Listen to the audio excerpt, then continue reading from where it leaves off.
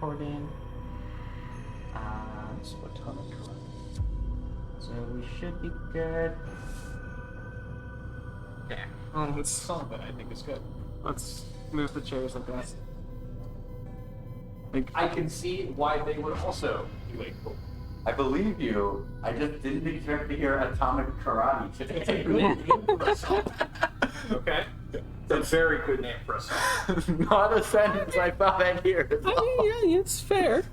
How often do you wake up in the morning, open your window, cry because the sun's still not up because you woke up too early, and expect to hear Atomic Karate? Well, every time in last year when I used it on my workout playlist. No, fair. Yeah, no, that Yeah. makes sense. Yeah, you know what? I would expect to hear Atomic Karate Yeah. every day I was working out. You Yeah. are literally the only person. There's 7 billion people alive today. Maybe more. I don't track population counts. I think we're edging up towards 8. But I also don't know if that's up-to-date information. Now I'm curious. Time to ask Google.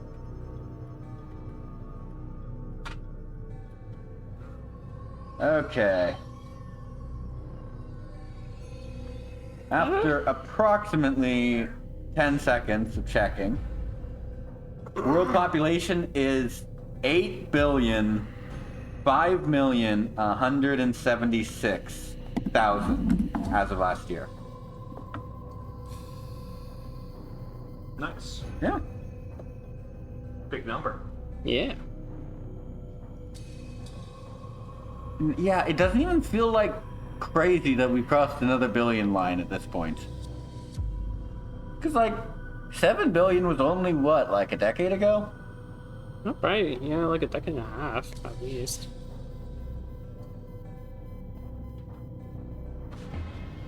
Let's see. Though I think the population growth has slowed down, Yes, it has. at least in most parts of the world. Oh, yeah, definitely. I remember I was learning this the other day that I guess like South Korea has like one of the lowest in the world, massively. Yeah, that's Like because, way low. Yeah, they don't even have first grade classes in a lot of schools. They're like that was kind of right. The reason it kind of came up was because it's like this year, entry into it, a large percentage of schools literally just have no students in the incoming grade. That one specifically, more about the events going on inside that country specifically, rather than as affected by outside stuff. Because Oh yeah, I know. yeah, that one's just a whole complex matter. Yeah, it doesn't mean it isn't like relevant though, because like some, No, definitely. it is still globally I think lower. So Yeah, let's see. I know Japan's having trouble with getting their population up. Yeah. Honestly, trying to name countries that aren't having that trouble is probably an error list. yeah, it's these the days. work culture is one of the biggest contributing factors in Japan. There's just literally no time outside of the work grind to have a life. And if you don't have that, then how are you gonna, Well, and there's also a lot of people who just don't want to have kids as well. Well, that is true, but when we're talking about like the societal trend, not wanting to have kids is often associated partly with some of these other social factors. If you have no guarantee that you'll be able to take care of them or pay for them, or Preparation is that crucial they have to no your prospects success. or whatever, those things Clear the massively area of decrease. archers and guards People even before wanting to have kids, not confronting even your just to mention the assassination capability. target. Yeah, we don't So- really know whether or not the amount of people who specifically don't want kids, or the amount of people in the current population who currently don't want kids. We don't necessarily. I don't think there's been much research into the We know the divide between the two. yeah. we So know we don't one data really know point. exact numbers for each category. With Japan at least. I think it was Japan, but they had like one specific like town put in like a lot of provisions that gave like free like daycare and like stuff like that. A couple of other things meant to like raise like the burden, like some payment stuff for associated with kids and things like that, and like the rate like became like more than double the birth rate of like the rest of Japan That doesn't surprise within me in like the 5 years. slightest. So that does mean like at least that kind of making it making it easier to do made a huge difference, and at least as far as that part of Japan went. I don't know how recently this was, so I'm sure there's at least a dozen other examples of people doing very similar things. That's just the only similar one I know outcomes. of off the top of my head because I remember hearing about that specific article about like that specific thing. So, just a interesting Yep, data point. indeed. So, give me 1 second. I'm doing something real quick. As the saying goes, I thought that was interesting. As the saying also goes, I saw a deer today. Dope. Thank you, GLaDOS, for being the funniest robot of all time. There are people who will contend with that, and I'll admit there are other robots that are funny. But for me, I think it's hard to beat GLaDOS. I mean, Like, I'm trying to think of any other example. Depending on your style of humor, probably the other one that I can think would work for some people would be Bender from Futurama. Oh, I Because forgot. he's also a very funny robot. I just watched literally every episode of Futurama, and I forgot Bender existed for a minute there. Did it? No, okay, no, it's just... What did we think was? oh no, it was Technical issues? yeah, I thought something was going on, but I think it's because since it's scrunched now, it looks weird. Also, does Altair's right arm look like awkward? Because of his gloves. Just like shoulder down, the whole thing looks like his right arm feels like he damaged it pretty badly, either a bruise or maybe even a broken bone, and now he's trying to hide it. Well, his left arm looks like he can actually use it. So, I have an alternate theory. Altair has Yowie hands. Oh my god, Altair has Yowie hands. I can't argue this. Mm-hmm. Wait, that means Desmond has Yowie hands. Does Desmond canonically have Yowie hands? The questions that replaying an old game will make you ask. Yeah. Alright, so we are going all the way to that district. Yeah, but yes, I've not watched a ton of Futurama. I will admit Bender is funny. I just think GLaDOS is funnier. That's fair. Bender's a little more kind of classically funny, but the absolute scathing, perfect armor-piercing jokes The from difference GLaDOS between them just never stop being. is Bender's in a comedy, and GLaDOS isn't in a comedy. Portal's funny. Portal's hilarious, but it is not a comedy universe. That's fair. So GLaDOS, it doesn't. GLaDOS isn't bound by the same laws of robotics that bind Bender. And she manages to be funny anyway. Yep. Oh, hey guys.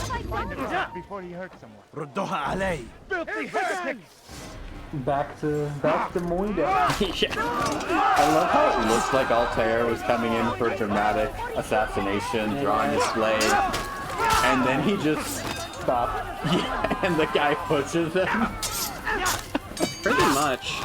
Like, that was the most rich kid thinks they're talented situation. Except, this guy actually is talented. Except it happened to Altair, yes. Another minute and they would have made off with me. Remind me when we get to the end of the third game to talk about my bad wolf theory. Oh no. What happened here? Oh boy. You already know. I already told you this thing. I know. I don't know if you were. Food. I'm so hungry. You might have been there, but it might have been after you already went home. I don't remember the exact timeline. That's how that thought. So I was like, oh, I'll just But make it small detour. Honestly, I could have sworn we discussed it at least once on stream for a little while. Probably. Well, Oh, okay, hey, look, I there's had one I had a progress. much more detailed version of this theory that I was talking about Don't last worry. weekend Right, while we were playing inside. Right. Oh, hi. How's it going there, bud? Afterwards, because we were playing, once our friend was playing Black Flag. Right. That was what prompted us to start talking about Assassin's Creed off screen. That makes sense. Was Hi, somebody look, else- another Black. We started talking about Assassin's Creed because somebody else we were next to was playing Assassin's Creed. That's a pretty good reason. Eh, man. It's the one justifiable reason we have. Okay. Well, let's come here. Yeah. Usually when I'm talking about games, it's because I am playing that game. Or because that game has started living rent-free in my brain again and I can't stop thinking about it. Like what happens with Bloodborne every year or so. Oh yeah, yeah. And because I noticed you guys were talking about Bloodborne earlier. I think it was earlier Yeah, because today. I was kind of reminded offhand, which made me think about Bloodborne a little bit. So I was looking into some stuff about Bloodborne, and it made me start wow, thinking... the strength on that back leg. I know, right? Yeah, it made me start thinking, oh man, I want to play Bloodborne again. Which, normally I would just start playing Bloodborne again, but at the moment my brother has my copy. Honestly, I kind of want to play Bloodborne again because my first time playing Bloodborne was a... You might call it a hangover subplot in your life. Yeah, except there was no alcohol involved for once. Look, there doesn't have to be alcohol for it to be a hangover subplot. So I started playing Bloodborne, and who's the first hunter you kill? Father Gascon? Good old Papa Gascan. Yeah, Papa Gascan. So I kill him, and it's like midnight or so at this point. I work in the morning, so I go to sleep, go to work, get home. Then I'm like, okay, let's go back into Bloodborne. And this was years after it came out. I think Elden Ring might have already been announced. No. Maybe it had been announced. Yeah, I think it might have been announced a long time before we started seeing anything from it. I think But it that- might have been closer to Dark Souls 3 days. Yeah, somewhere in that range. And so I get home, and I'm like, okay, I'm gonna go start playing Bloodborne. The thing is, I only have like half an hour that night. So the next day, I'm like, I'm definitely playing Bloodborne today. And I don't get much sleep. I start playing, it's my weekend, and the next thing I remember is waking up a couple days later. Oh, okay, you're right. Okay. About a day and a half later. And I open up my PS4, and I meant to meet a contact nearby. I have the achievement for beating the game. I have the achievement for killing Moon Attacked Presence. and forced to flee. I Simply not the fighter I I once was. did the entire see me safely game to my in destination. one completely forgotten, sleep-deprived rush. So I occasionally just get flashes of moments from the game that are seared into my subconscious brain. So I kind of want to replay it to see if I actually remember anything. Yeah. Oh, yeah, whoa. Hey, guys, calm down. We can talk about this. Yeah, for me, part of it is just wanting to like re-experience it again. We're talking with swords. You know, pick another weapon I haven't used much before, play through it, etc., etc.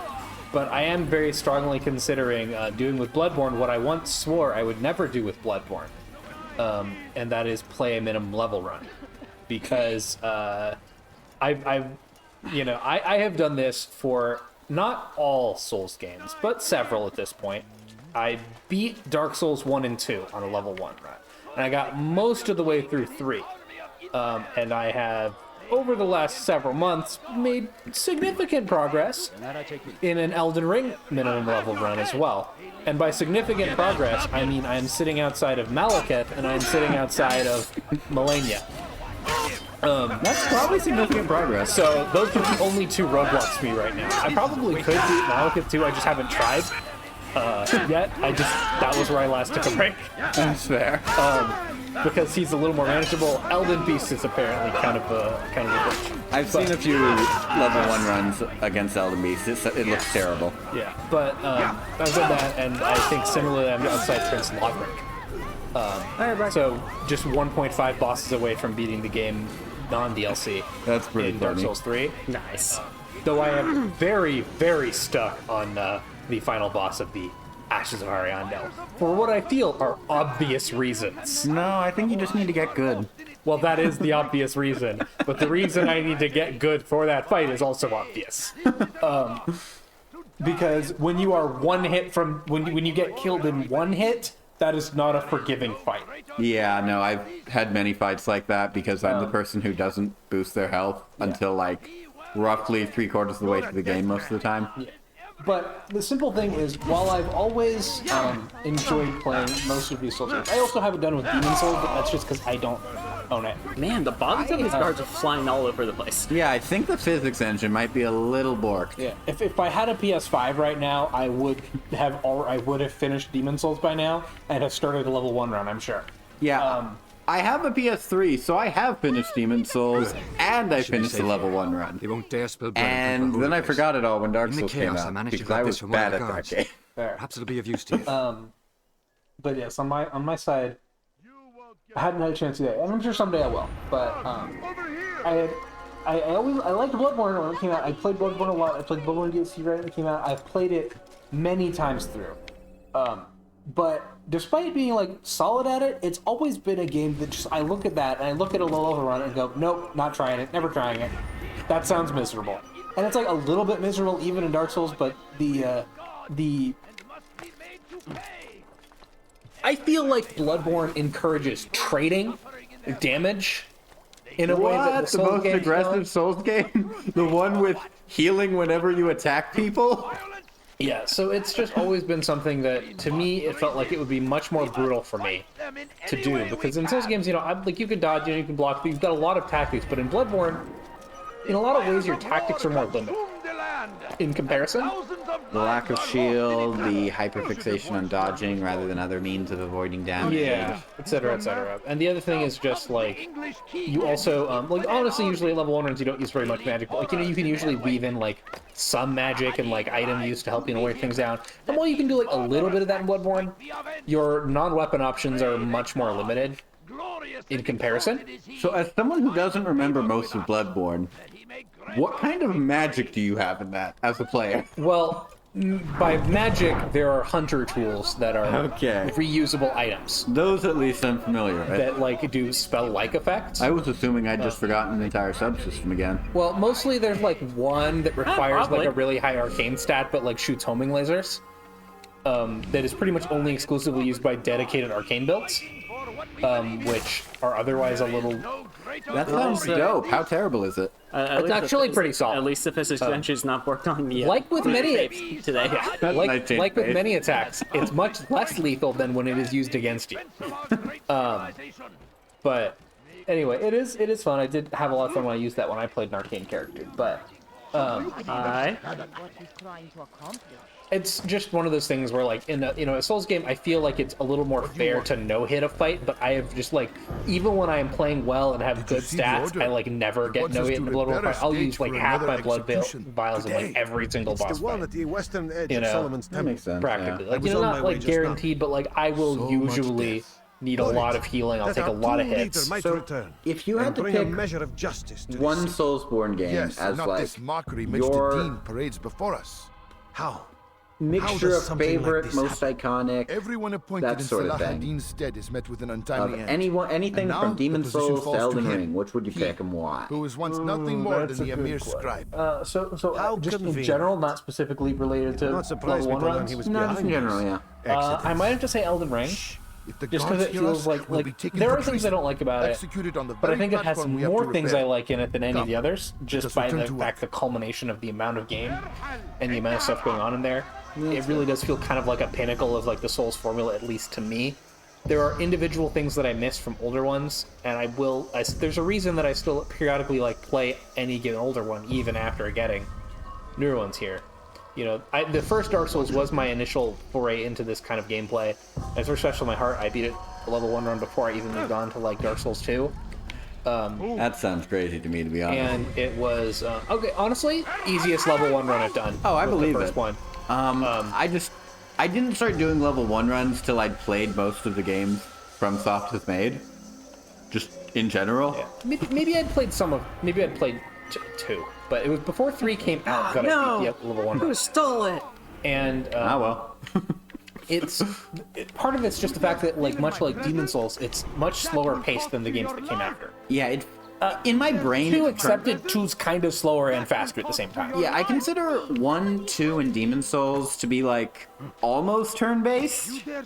They're, like, real-time turn-based, almost, is how they feel. They're much more forgiving on your reaction speed. They want you to make the right decision, not react the right. Yeah, and for all of those, I've always felt like the choosing an appropriate tactic for a fight makes a big difference. Okay, but that's not how you're supposed to play through the Souls games. You the first have couple to. times. You have to at level 1 runs. Yeah, but that's not the way you play through in the early days. Your first few playthroughs are you pick one build, you give up on it halfway through, you pick a new build, you give up on it 2/3 of the way through, and you pick a new build and play through the entire game using your first build again. I don't know how to tell you our experiences are not the same. I have finished every Souls game with the same character I started it with, except Dark Souls 3. Yeah, I've never done that. Except actually Dark Souls 3, I And think. even Dark Souls 3, it was not a massive thing. I got to about Ithril before realizing that there was a fundamental issue with the kind of build I was playing. Yeah, look at Templar. Yeah. Because the thing that I had designed the build to do was not possible. Because I was playing Strength Faith.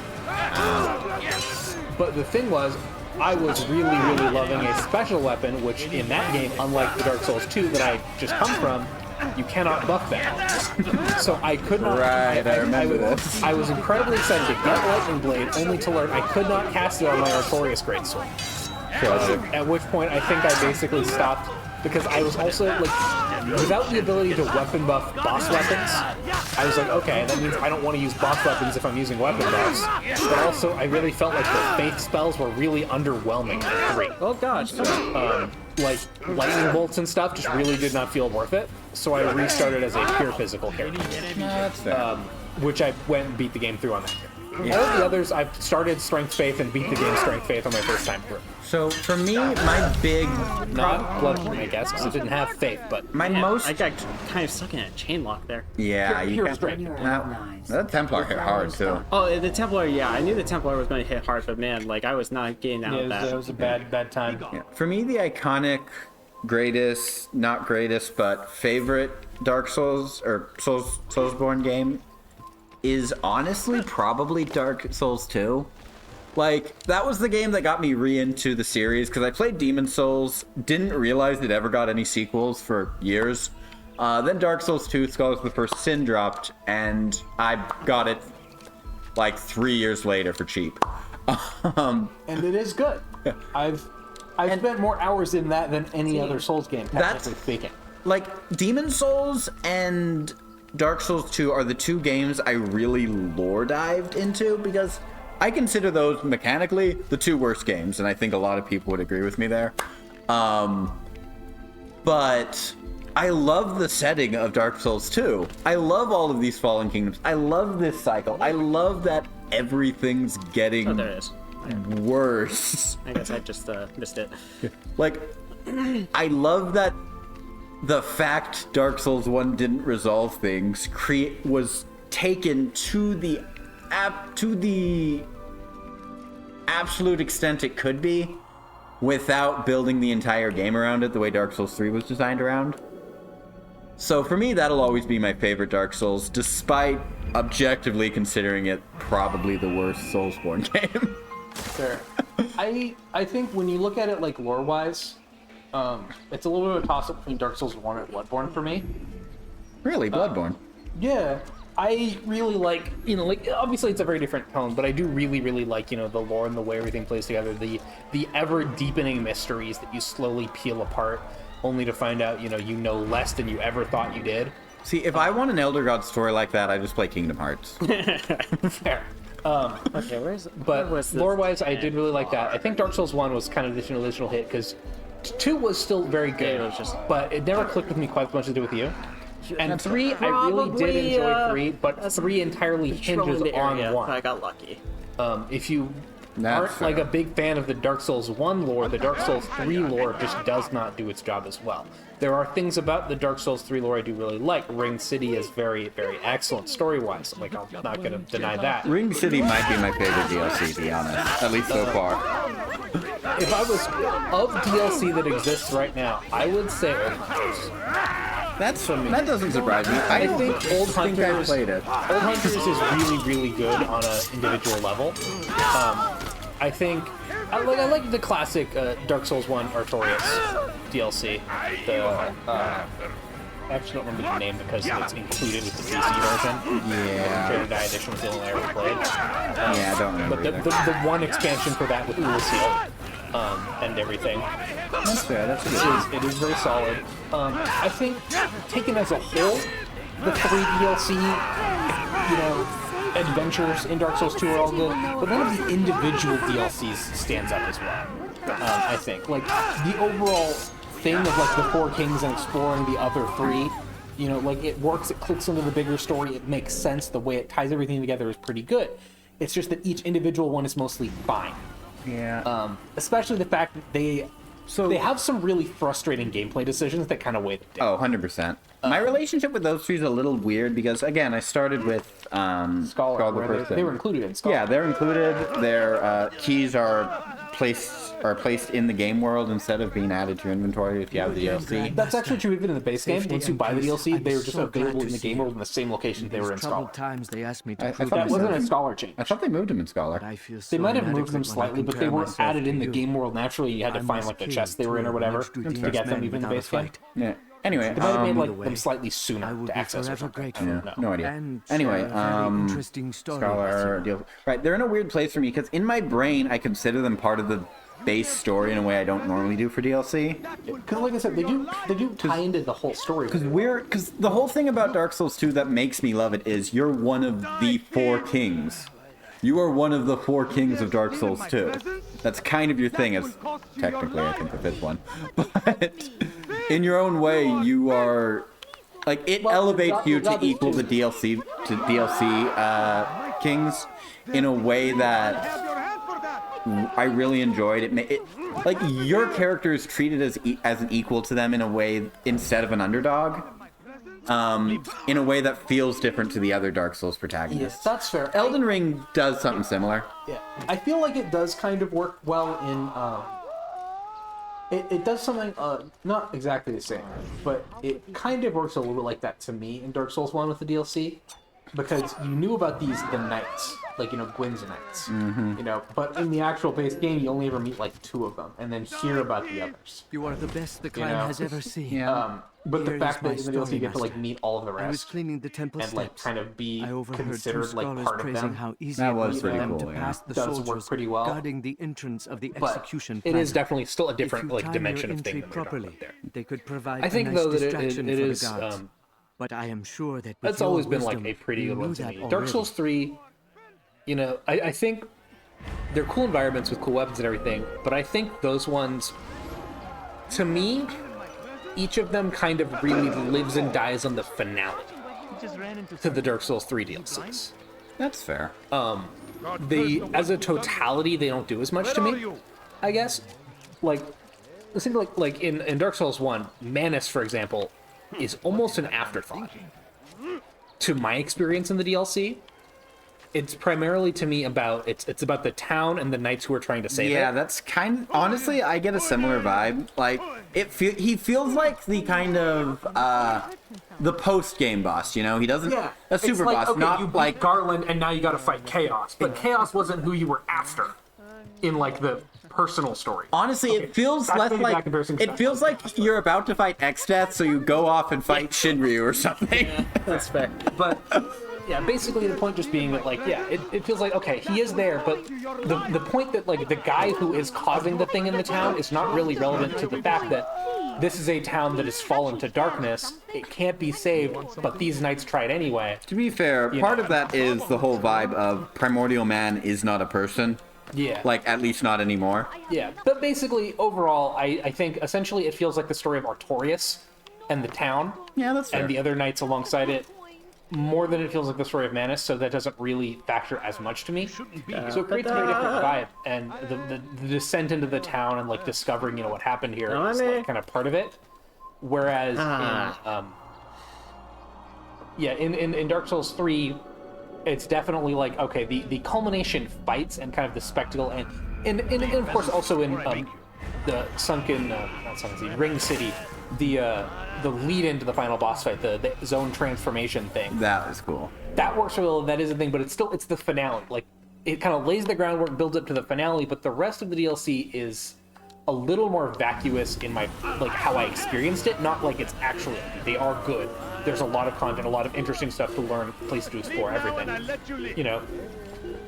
the other parts of the city descending down in the Ring City are good. It just doesn't kind of all come doesn't- together for you as Yeah, much. it doesn't feel like it feels like okay, like if you didn't have the ending, the rest of the DLC would have been totally empty in a way that didn't really feel like a Blue Seal. If you descended, there was no final boss. Like obviously you'd be down a boss fight, but like you could have fought like anything and it would have worked as well leading into it. So, yeah, so I've got this kind of conspiracy theory about the ending of Dark Souls 2. Because obviously Dark Souls 2 led into Bloodborne with a lot of testing a lot of mechanics and the like. I feel like the ending of Dark Souls 2 not being to him. beloved Show mercy. led into the Moon Presence ending in Bloodborne a little bit. You Because will be found and made to It's pay. kind of thematically the same ending in both There is games. no harm in naming Where them. your Those character among you who ascends, defy becomes the law. more, and then you're kind of We left are out of it. nothing without our Your faith. character, like, Without its if you take rules the and throne, its it's the Dark direction. Souls 1 ending. To But if defy you it leave, is to defy if you the walk one your who own, if you leads us. continue that endless journey, behavior and I cannot just be realized it allowed. makes me think of Lost Odyssey. It feels like the same. Thematically, it captures the same part of my heart as Lost Odyssey did when I was a kid. But the ending where you leave, your character has become something more, because you only really... It feels like you're only supposed to get that ending if you've united all the crowns, done all the DLC, overcome Hollowing. So it feels like your character's ascended and left you, the player, behind to become something more. And that's part of why I like about it, is the endless journey. The character's story's not over, but your part in it is. And I don't know, I sort of recognize a connection there between Dark Souls 2 and Bloodborne, and it could just be a conspiracy theory. Or we'll find out in 10 years I'm totally right and I'll never shut up about I don't know about conspiracy theory. It is certainly kind of a thematic through line, I guess, but they do a lot of similar kind of recurring themes. Even in a game as different as Bloodborne, there's a lot of... I still Obviously, the breathe. way those themes are implemented, what they build up to is very different, but there are still a lot of similar themes and execution. You know which is why it does Mejdouin still well. feel like it's a related Better game. than most. So, He seems a bit too righteous. Is the yeah, law really I so think it's kind of similar to you too, where What do like you think? in Dark Souls 2, the environments are and I very think you'll cool, tell and me what what the it is. those environments It's a say veil. about the All game of it. universe are Men very like cool. me, we are but meant to scare them. I don't Fill really the people care with about the fear. king bosses. The ones he kills, not the criminals. I don't like them as Technically, bosses. you don't actually all fight the the Iron King same. at all in his DLC. Dangerous to but, who? like, I mean, to be same fair, as you the fight the plans. Iron King in the Their base plans. game. Yeah, well, Yes, you know what I he mean. Like, speaks of I'm saying, others. like, okay, like Those technically, he like the works final with. boss of two of Works those is not for, actually the perhaps. king, but I am Like, uncertain. They Part need of the reason city. I like it is it never Controlling like it is important to them. the kings aren't your enemies. You'll have to Is ask like the him vibe I yourself. got from them. Attend None one of the of his kings felt like your executions. enemies. It's when For he's most even the ones you kill. addressing the crowd. I just mean like hands even covered in outside of like blood. even just in gameplay wise, Then we are done. I never really cared for the final bosses of the Dark Souls 2 DLC. The DLC themselves felt like a level to play through, but I never really cared about the bosses. They were definitely mechanically they definitely felt more about level design than boss design. I'll agree with you there. So it's just one of those things where it's like, okay, you know, like, like parts of it work and everything, and like the story in them, I think this was like I don't care as much about those other two. The one of the 3 DLC that really did hit me the most in Dark Souls 2 was the Ivory King.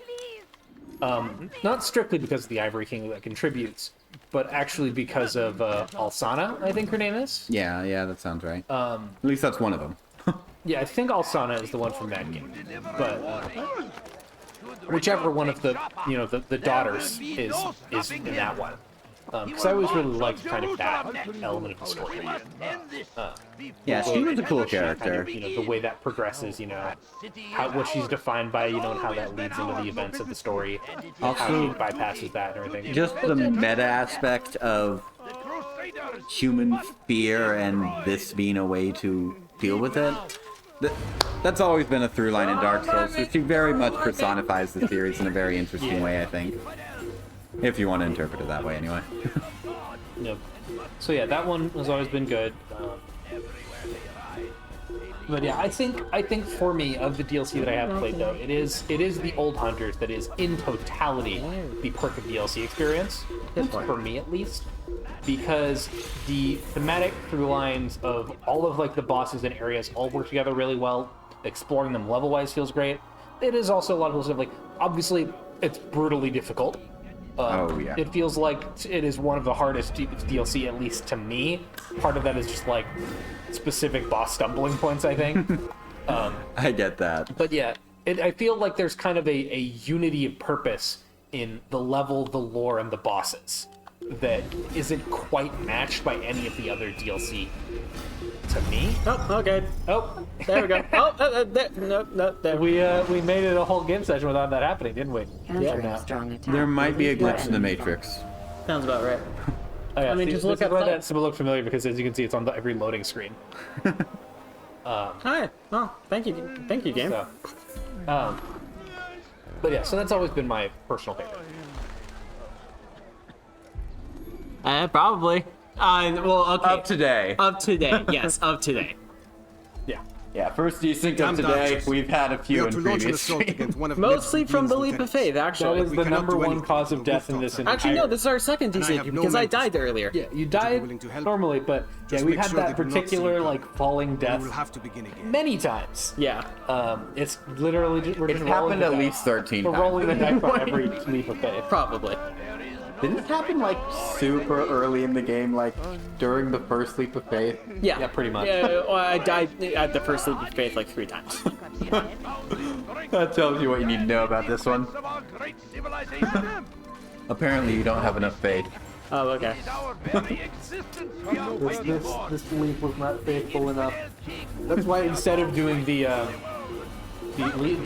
instead of doing an eagle's leap of faith, we should do the what is it?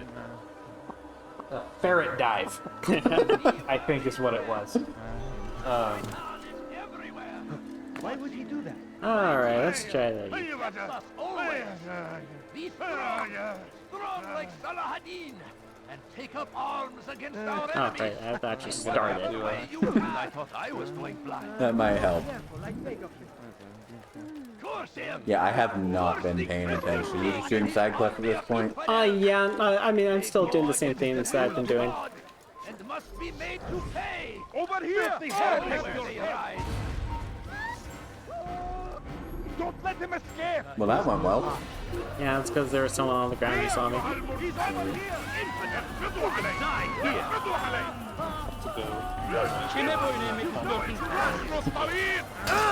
Get away from me! Okay, favorite Assassin's Creed. Even if you just have to say the one with that one character. My goodness,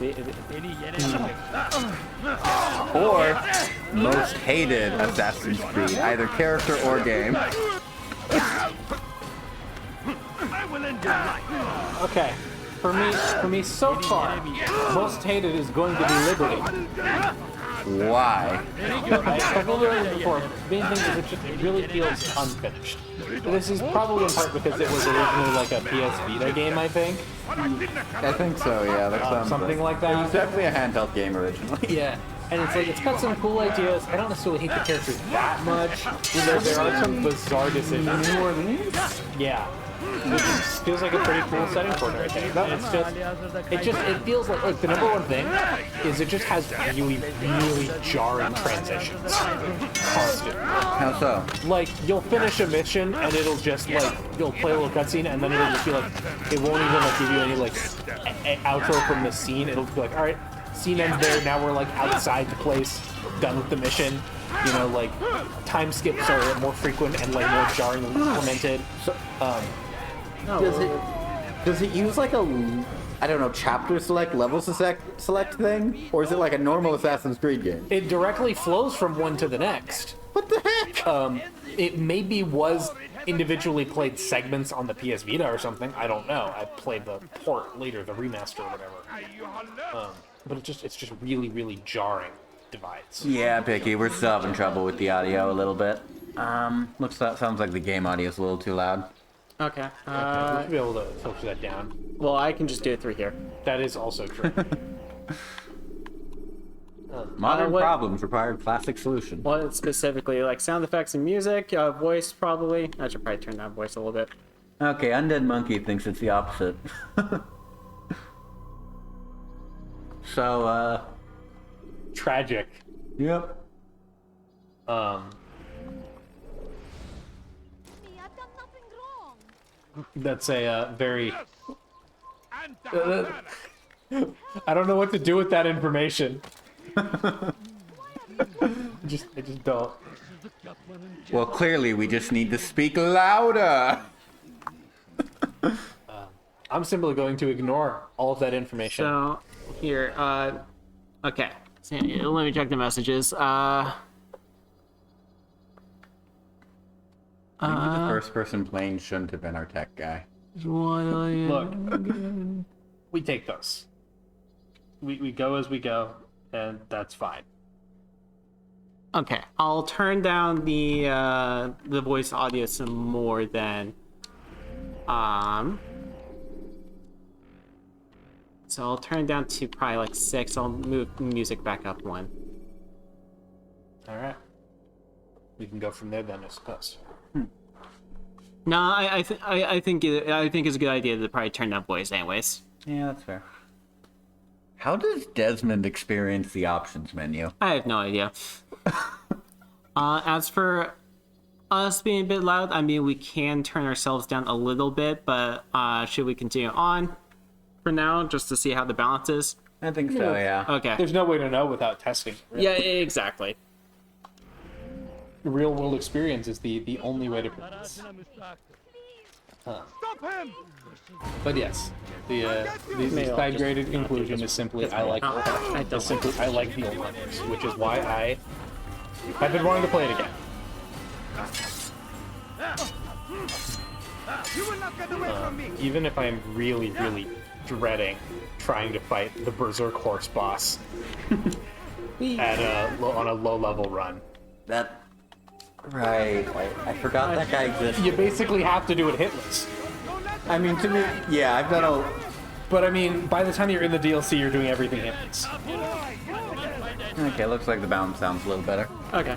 All right. Thank you, Pegasus. And Undead Monkey. It'll be easier once we're playing later games in the series when subtitles exist. I dream of the day. Because then that's just...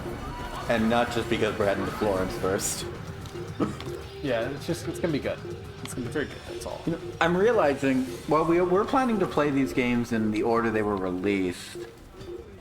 Would it be funnier to play them chronologically, starting from this game, and then jumping back to the stuff earlier once we reach the end of the timeline? I feel like the answer to that is please God no. Because that sounds like the most convoluted way we could do it. Yeah, Which sounds hilarious. I mean, that is true, but also, first off, that'll mean we're going from playing more modern games back to some of the worst ones at times. Which would be funny. It would be funny. But, you know, would have some issues on that front. And the other simple thing is just, man, there's going to be a lot of weird meta shit that's going to be out of order. Because we are playing these games chronologically in order for the... Only modern... chronological in our universe. Well, yeah, exactly. For the events that are technically happening, which is we are sitting in a computer chair watching this on a headset. Which is, you know, sure, that's boring content, but, like, technically we are playing everything chronologically order already. I just suddenly had the thought of, like, Desmond's mind.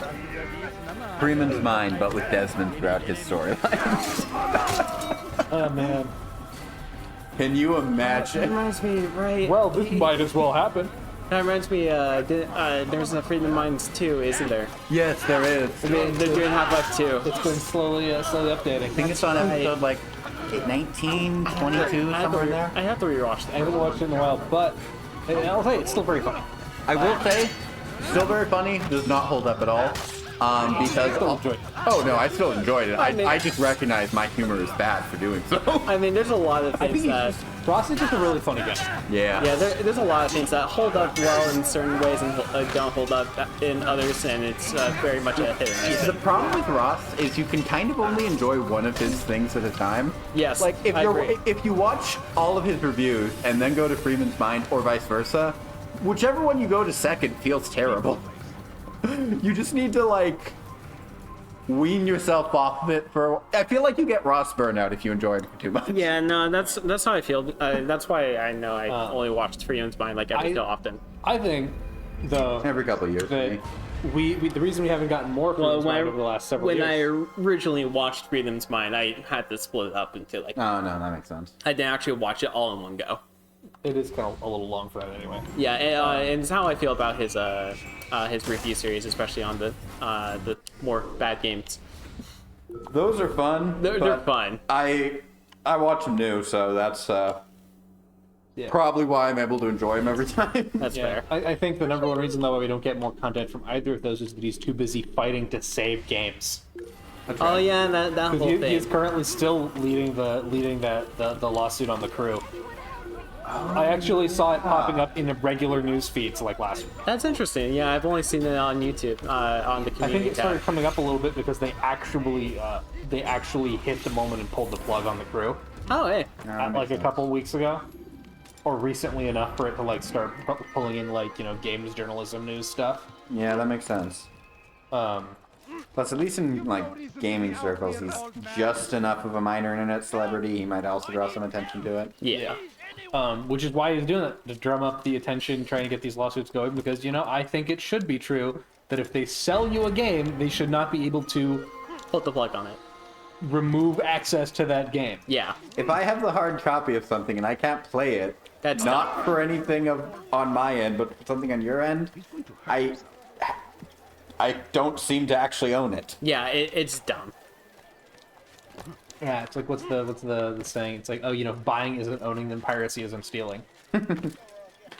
Like, this is why, especially with some MMOs, why they should have some way of being able for people to play it offline. Or like personal server type stuff. Yeah, I genuinely think every MMO should just have a, local offline server. Yeah. That you're allowed to cheat, you can cheat up the wazoo on it, so you can solo everything as a single player in an MMO. We can trade was barbs it? or do unwell Who cares if you're cheating? It's your playthrough. There was some gacha game that set the Jerusalem's gold regional standard for district team is holding a EOS. public execution not far from Not here. that long ago. It's sure to be well guarded, but it's nothing I can't handle. I know what to do. It made it so that all content was available permanently offline when you played it. So yeah, they you told me ended the about that. game server, but you could Oh, still the play. Mega Man. Yeah, I thought it might have been. It was Capcom that did that. But yeah, so all of the I'm both content of shocked the and game, completely not surprised. yeah, all of the content available in the game is playable offline. It's possible to continue the learning ol- stuff in game, there- collect things, get new characters. There's etc. only Everything's there's only one locked. thing that they did not put in, and that's co-op stuff. Yeah, which I think that's legal Makes and stuff. Or at least makes it more legally complicated. Yeah. So it's like it was all the co-op characters and all the co-op story events, but everything else should be is in there. Yeah, which I think that's the gold standard. That's how you should EOS a game. Yes. Because you're not selling the game anymore. Why should you care if people keep playing it once it's not your problem anymore, right? Yeah. If you're no longer selling it, then it's not your problem. Careful, you're starting to sound logical here.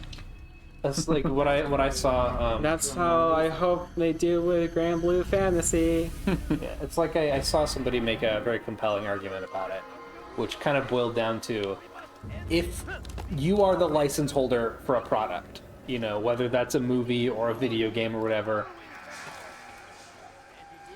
people should be able to play it for free if you are not offering any way for them to buy it. If you don't have any avenue through which somebody can purchase this game or this movie or whatever from you, then it's free. It's public domain until you start actually selling it again. If you do not provide that game, access is free. So this reminds And me I think that should be true. of another licensing issue that I followed for a long time, which was the Wheel of Time live action license. Because Wheel of Time was going to get a TV series in, I think, the 90s. And the people who were going to do it went bankrupt. They closed the company, they lost basically everything, but they held on to the license. And this was a problem for everybody else, because every few years they had to make prove that they were still trying to make it to keep the license. But they didn't have to do very much, so they just put hey, new person. It's going pretty well, I think, anyway. It is certainly going well. We'll see if it's well. We've only died twice. Yep. But no, So what they'd do is every few years they'd on one of the paid programming, no description of what's on TV at that hour. They'd air one episode, one pilot episode, a new pilot episode every time, of Wheel of Time, and this went on for like 20 years until Amazon finally acquired it, and then we got Amazon's Wheel of Time. Kind of worst case scenario. Was that any good? I didn't look at it in the slightest. I really enjoyed it. As a Wheel of Time fan, I hated it. As someone who was turning off my Wheel of Time brain, I had a good time. It was fun. It was like the same fantasy experience with Rings of Power. Yeah, Rings of Power. It's an enjoyable, low-budget series as long as you don't think it's Lord of the Rings. Yeah, so it's like so it's the whole like, oh yeah, no, overall, I like this. I like this if it wasn't this. Yes, exactly. That's how I feel about. That's how I feel about the Percy Jackson movies. The surprising opposite, Fallout. Apparently, the Fallout. My cousin, who like you know, my cousin's like all old and everything. It's him and like his girlfriend and everything. They've been watching it. And he was good media at a barbecue like the other week, you know, and everything. And, like he was saying like like you know, it's just like feels like that. But like even if you don't know, like it's good. He was recommending it to my parents. So I watched it yesterday. So the first episode. And honestly, I actually had a really good time. It felt like Fallout, just a part of the setting I hadn't seen yet. Yeah, that's fair. I still haven't watched it yet. The only reason I watched it is there was a comment in one of the Wheel of Time communities I occasionally browse that was like, the Wheel of Time people, could we force them to watch the Fallout adaptation and take notes? Okay, so I'm just going to. Oh, come on, guys.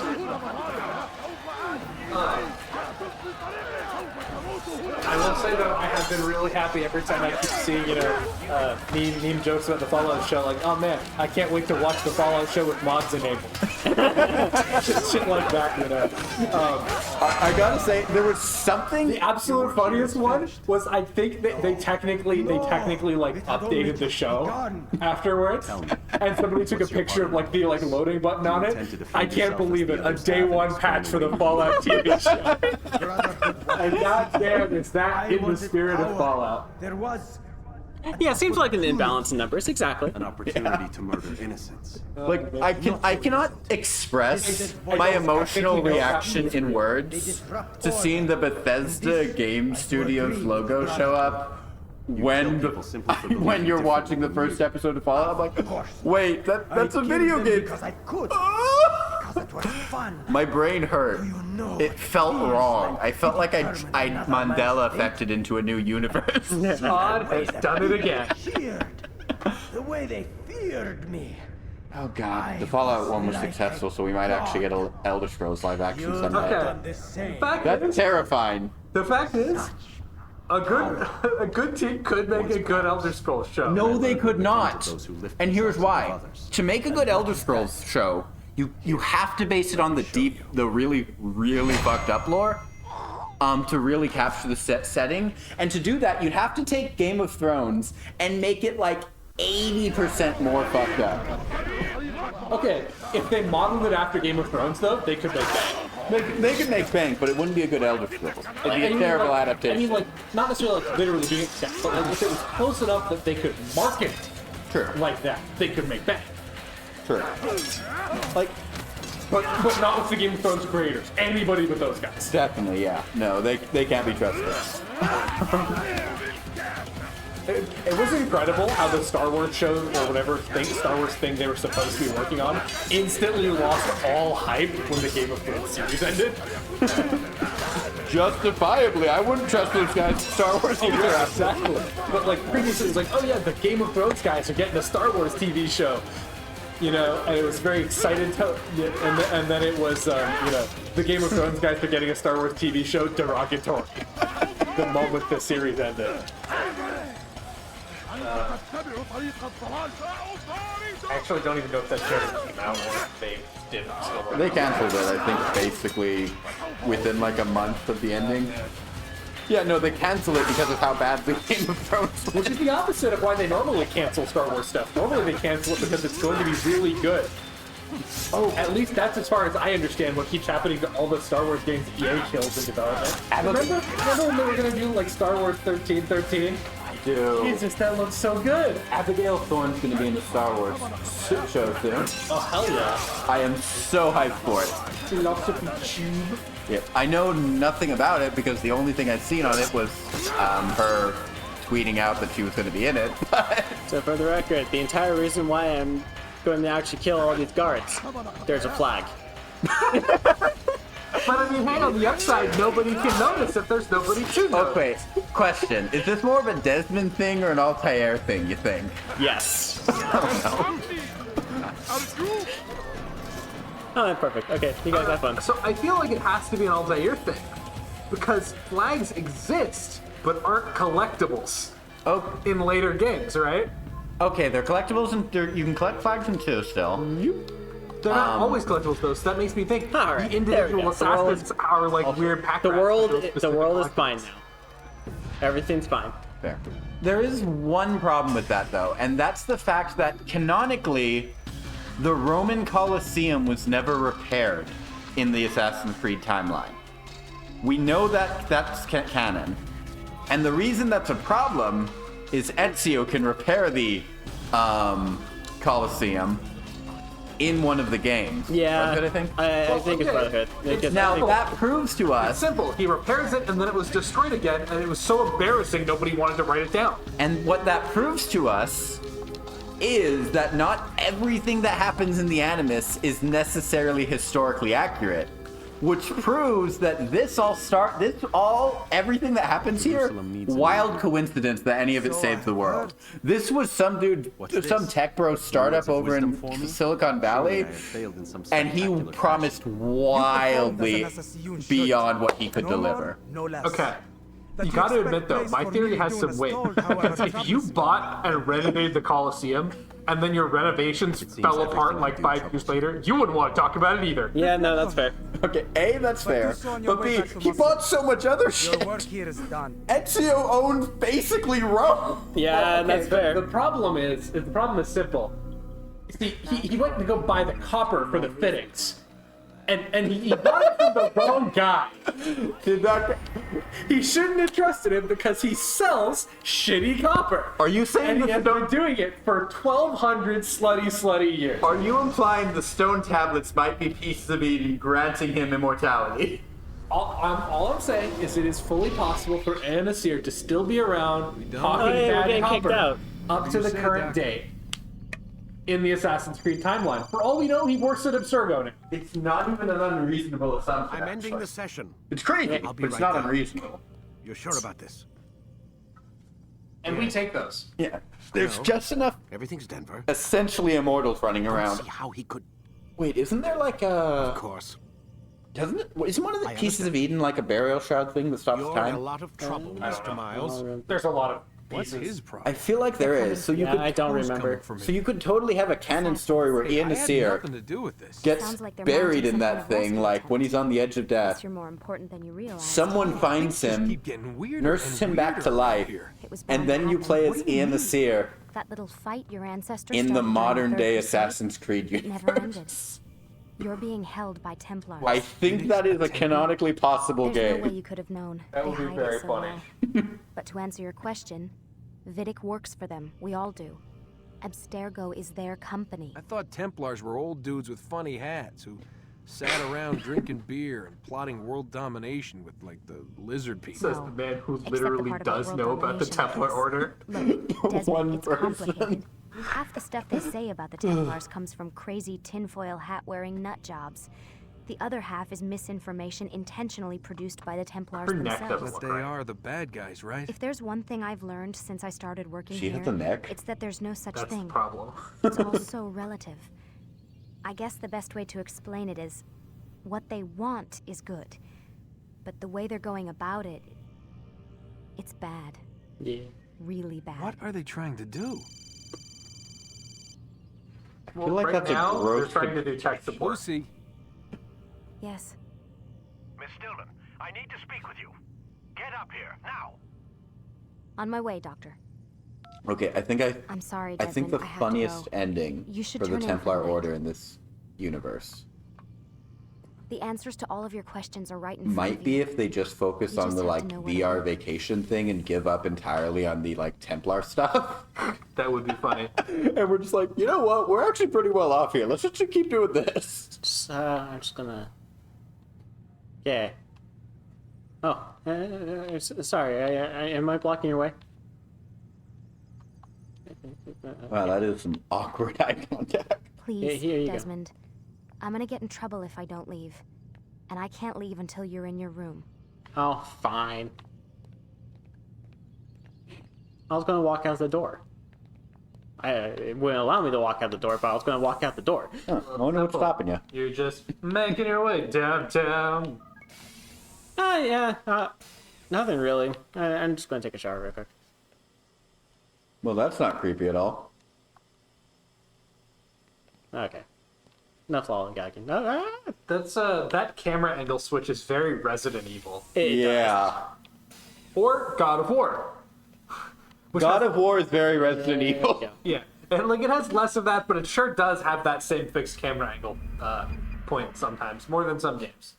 So you've recently been playing through the God of War games. Yes, I as of last night, I finished God of War 3. Nice. Yeah, that was the last God of War game I've played. I haven't played any of the new ones yet. I just started also as of last night. It's true. I started the new one. Yeah, there's two of the new ones. Okay. I just wanted to play through basically like the intro section last night because all the God of War games feel like it has like a first section that basically like is an extended tutorial like intro bit. Yeah, super fun. And this one also kind of did, though it was longer than I expected. So I stayed up a little later than I expected doing that part.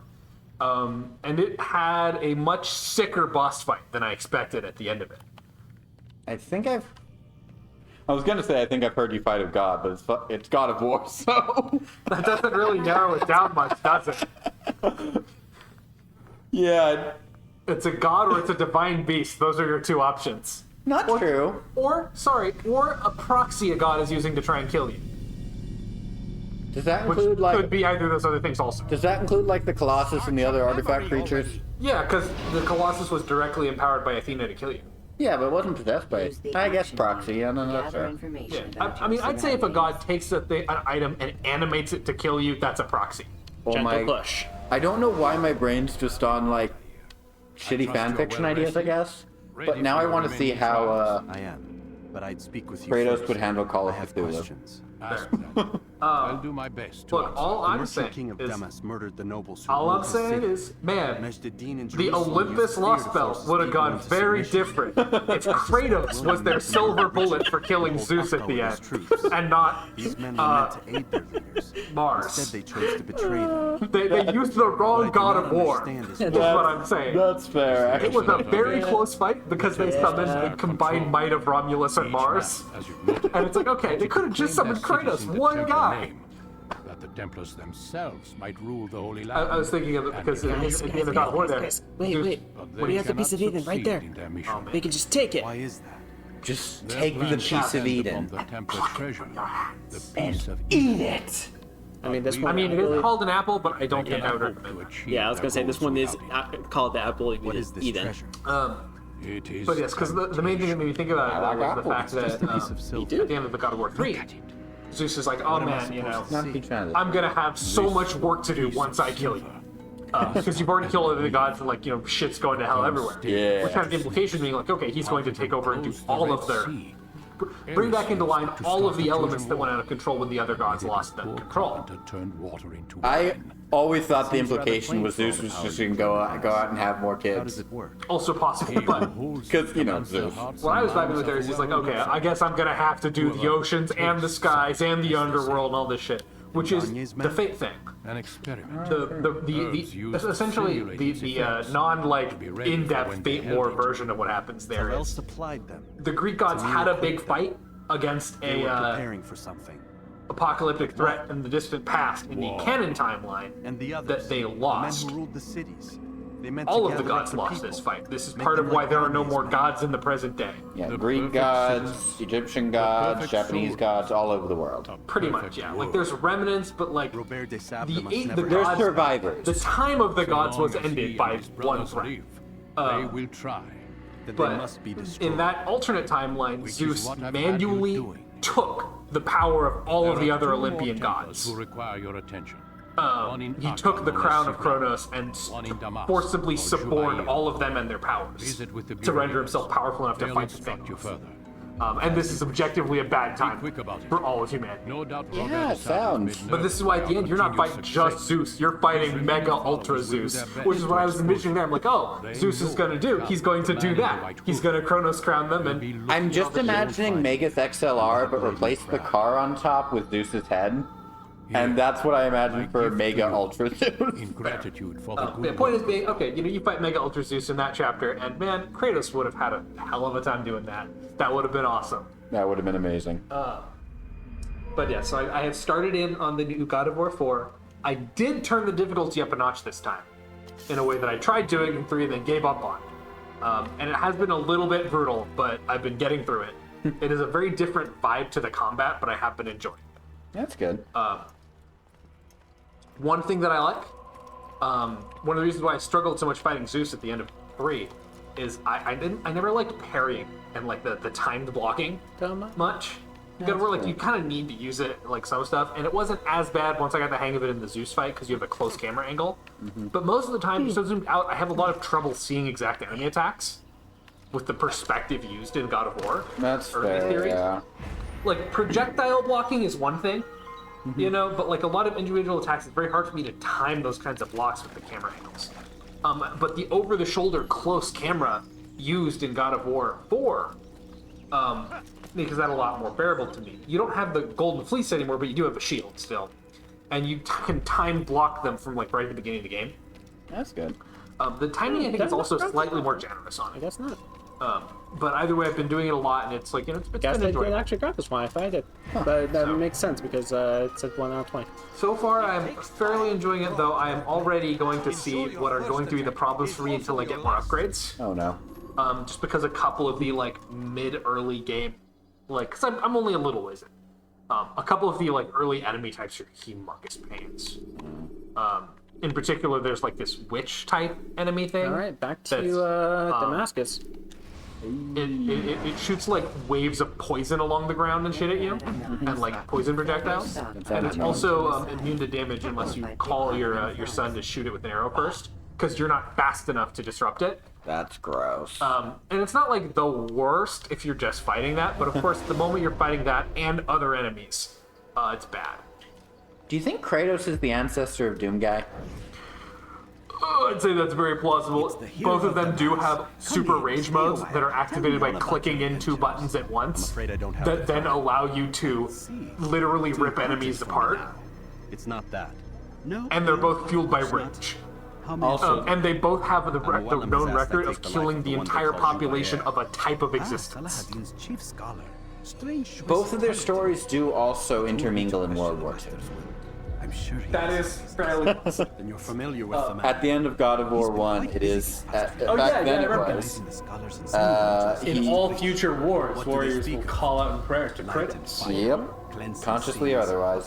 I could 100% see a timeline wherein what about this new world? BJ Blazkowicz is literally a demigod descendant of Kratos Much too busy with the and lives up to the God of War by killing something just as bad as the Greek gods, the Nazis. What would Blazkowicz be god of then? South of here, you'll What find would his authority be? Killing Nazis? I was just going to say war again, but that works too. I'll begin at once. I don't know what his direct portfolio is. Demigods don't always have a portfolio. I might add. Okay. Once they become a god, they do.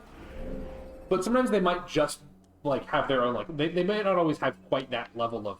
They always have connections to specific portfolios, though. Yeah, Hercules had a clear connection to strength as one of his things. Like, what would Blazkowicz's divine gift be? Which is funny because technically the entity that it represented strength was the actual theological Kratos, who was the god of power. Okay, that is pretty funny. I forgot about that. Yeah, I was looking this up because Kratos is the name of a Greek god, and they didn't know that when they named him Kratos. They didn't find that out until they were making the second game. That's hilarious, actually. I thought they always, or at least when I knew it, I thought they always knew. But that's the story that I found on that. They Interesting. might have known, and then they don't sort of figure out. But anyway, that is true, but it is one of those things where, like, okay, like, you know, first off, Kratos. Okay, I guess Kratos is technically like a set of two thirds, but he's done God of War. That's like his portfolio. But we do see a number of other demigods where, like, you know, they don't really have like a specific portfolio that we see with them. You know, a lot of them are just kind of at the level of mortal heroes, and they're like they're demigods. You know, they are, you know, better in their way, but they're not really like. Let me rephrase the question then a second time.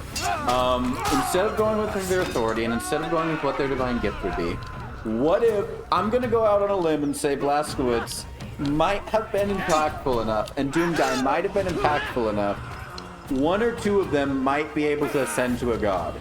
If they did, what would their authority and or divine gift, or whatever third term you want to use, be, do you think, other than stabbing Nazis? Okay. Well, I would say so here with because I would have given Blazkowicz probably like God of Weapons or something. That is probably pretty fair. And Doomguy I would say is God of like probably violent. Ultra violent. I could have done both rounds. I would possibly say God of Fury. The Doomguy or Blazkowicz? Doomguy. Okay. For BJ, I feel like it's almost like. For a while, I like Vengeance could be a pretty reasonable portfolio assigned to him at some points there. The other thing I would maybe say is Revolution, like a just war for freedom kind of thing. Okay, if it was like 2005 and we were making this as an actual game, it'd probably be something weird like God of Democracy or something. I was considering Liberty in the sense of, you know, I'm going to liberate the earth from the Nazis.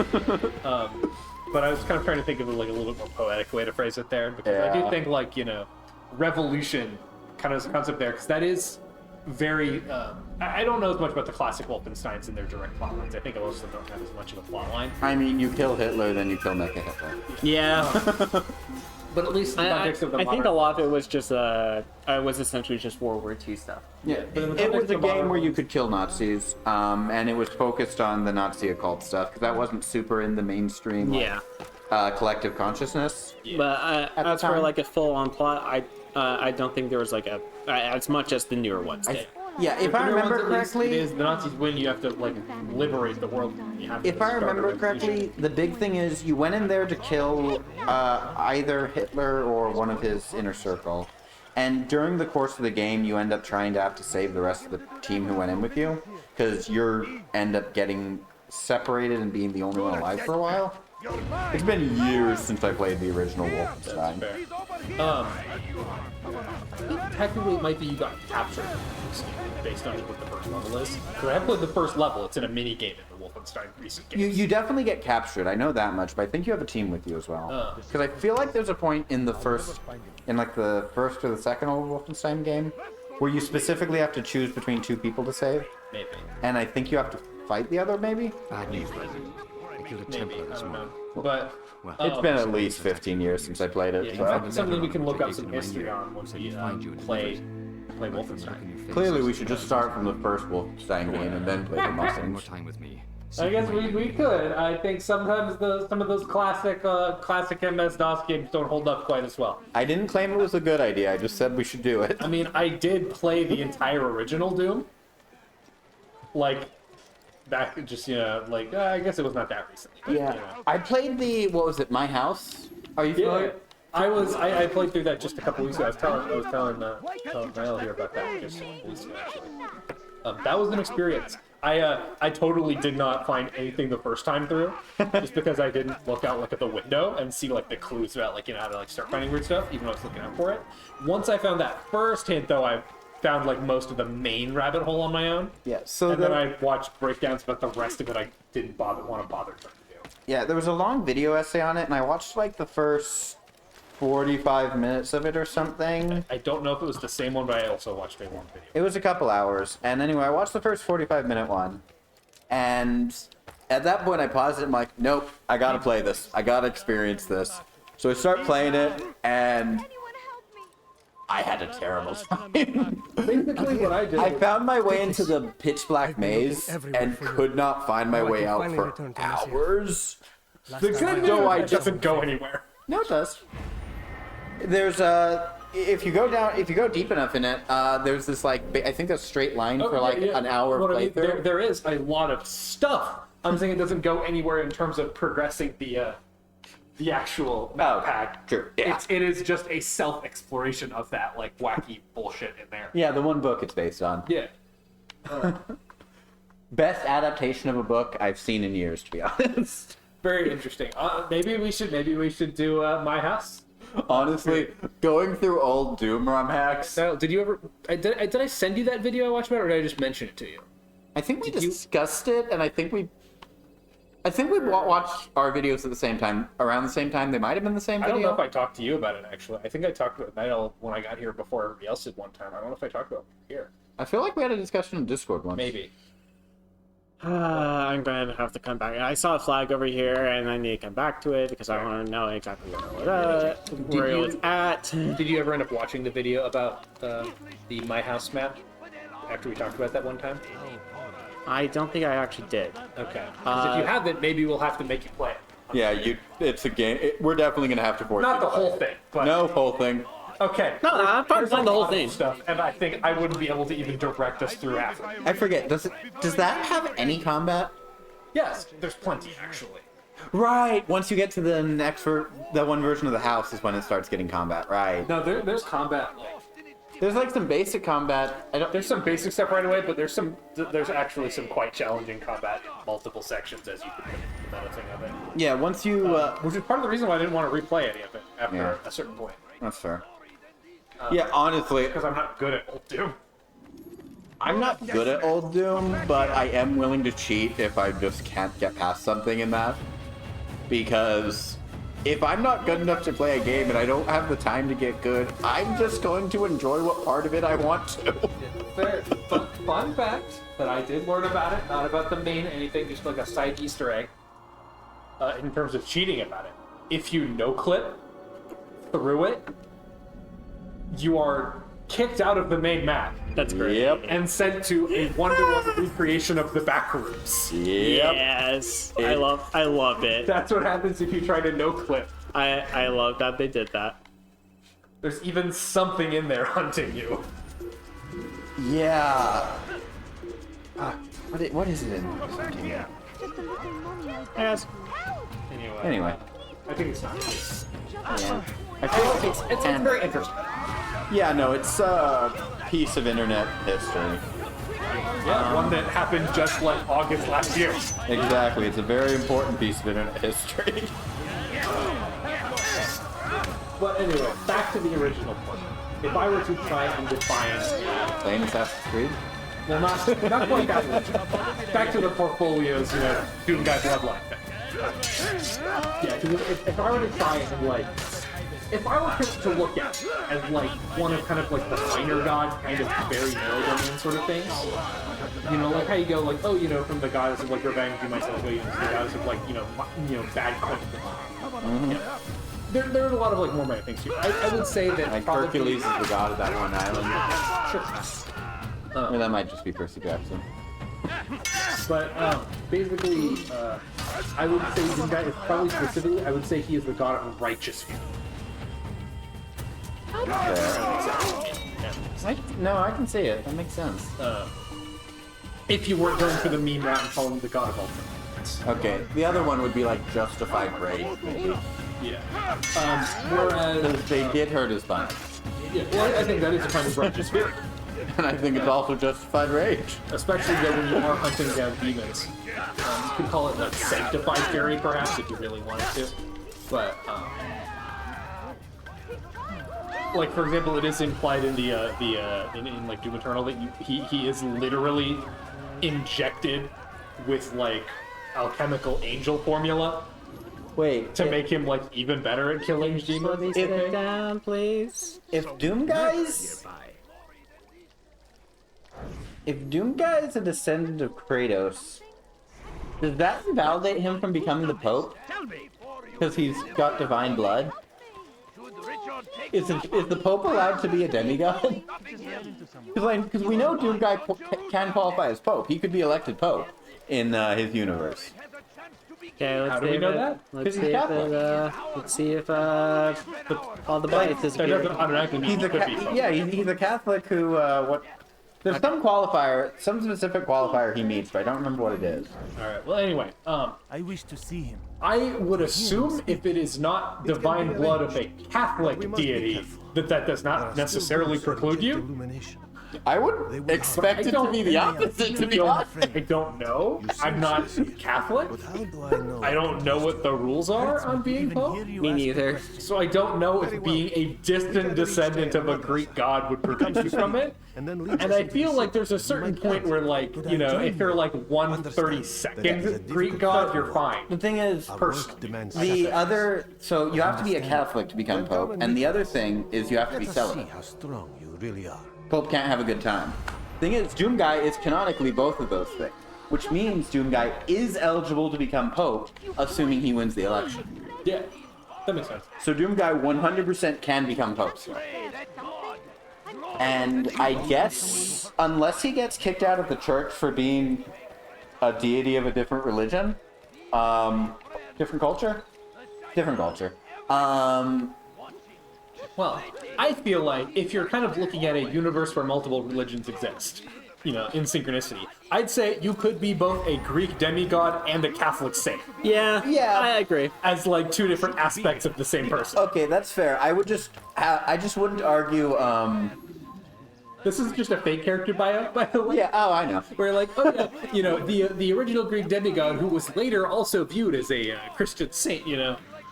That's just how it is. I thought that was rule 0, Picky.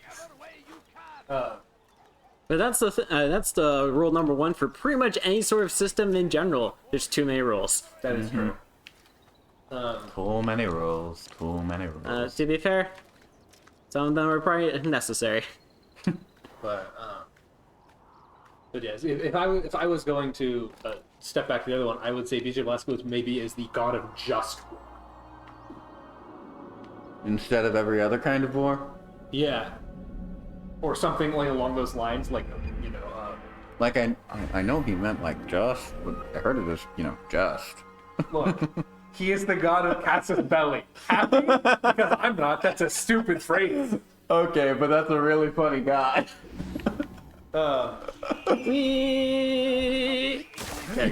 Like, I don't have as pithy of a phrasing for it as Righteous Fury, okay? the god of Casus Belli, I just think of, like, a Napoleon parody. Like, both Napoleon Bonaparte and Napoleon Dynamite fused into one parody, who just goes around every time you justify, you give him an excuse to pick a fight, he picks a fight, and then he loses.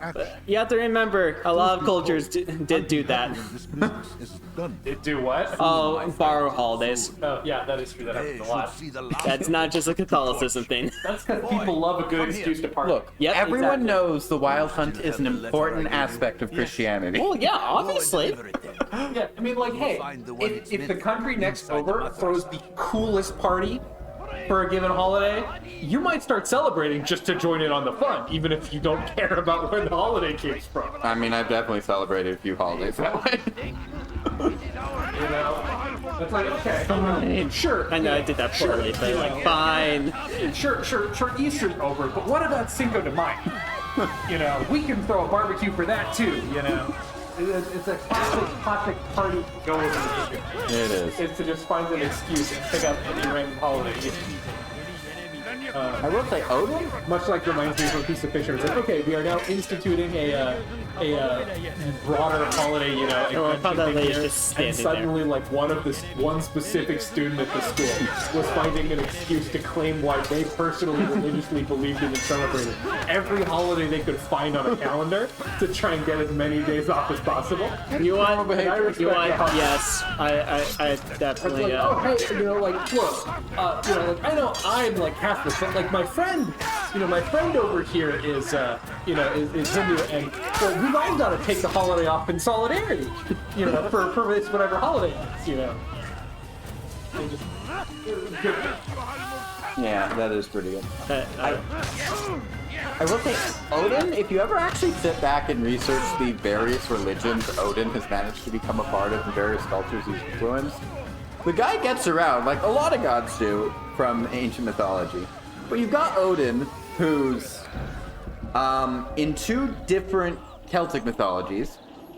He's in the Norse one, in like 5 different forms that I know of. He's in Christianity in the Wild Hunt.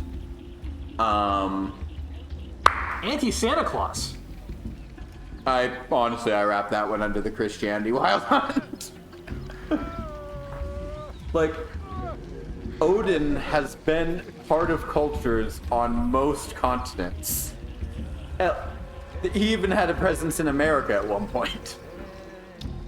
And that was before the United States. It's ridiculous how much that god got around. Especially when he's not even...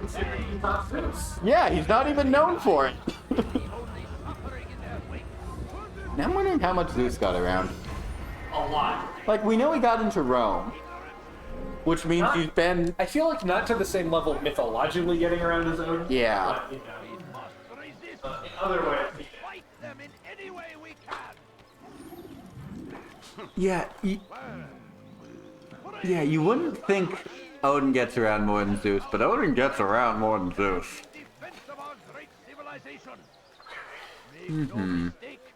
It is our very existence we are fighting for. He even makes it into ancient alien conspiracy theories. Most gods get into those at some point. Yeah, That's not exactly a hype. But how many of them happen in the Animus? Well, I don't know. I won't find out about how Odin is related to any of those things until we get to Valhalla. And also the Assassin's Creed game Valhalla. You might find out if you pay attention early and develop some limited precognition.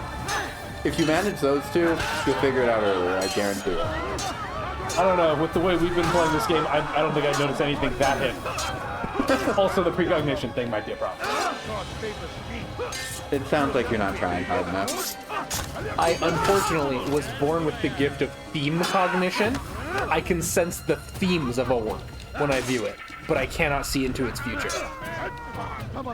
Still a type of, clairvoyance, but, Didn't you literally give that, more or less, that ability to that one Sakura you played? Something similar. But yeah, so this is still a hit with clairvoyance, which means if I get it to EX rank, I do still qualify for Grandcaster. Is that the only qualification you need? That is the only hard rule we know of, is that you have to have EX clairvoyance, I think. But I'm sure there are other requirements. Could a Pope be Grandcaster?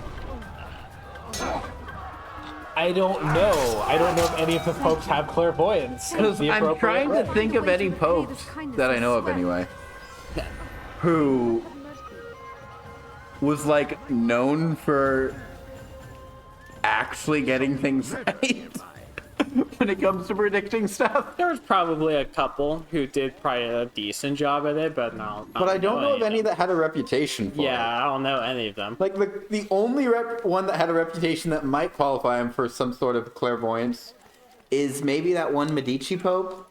By the information we have, we only know 4 characters who qualify for Grandcaster.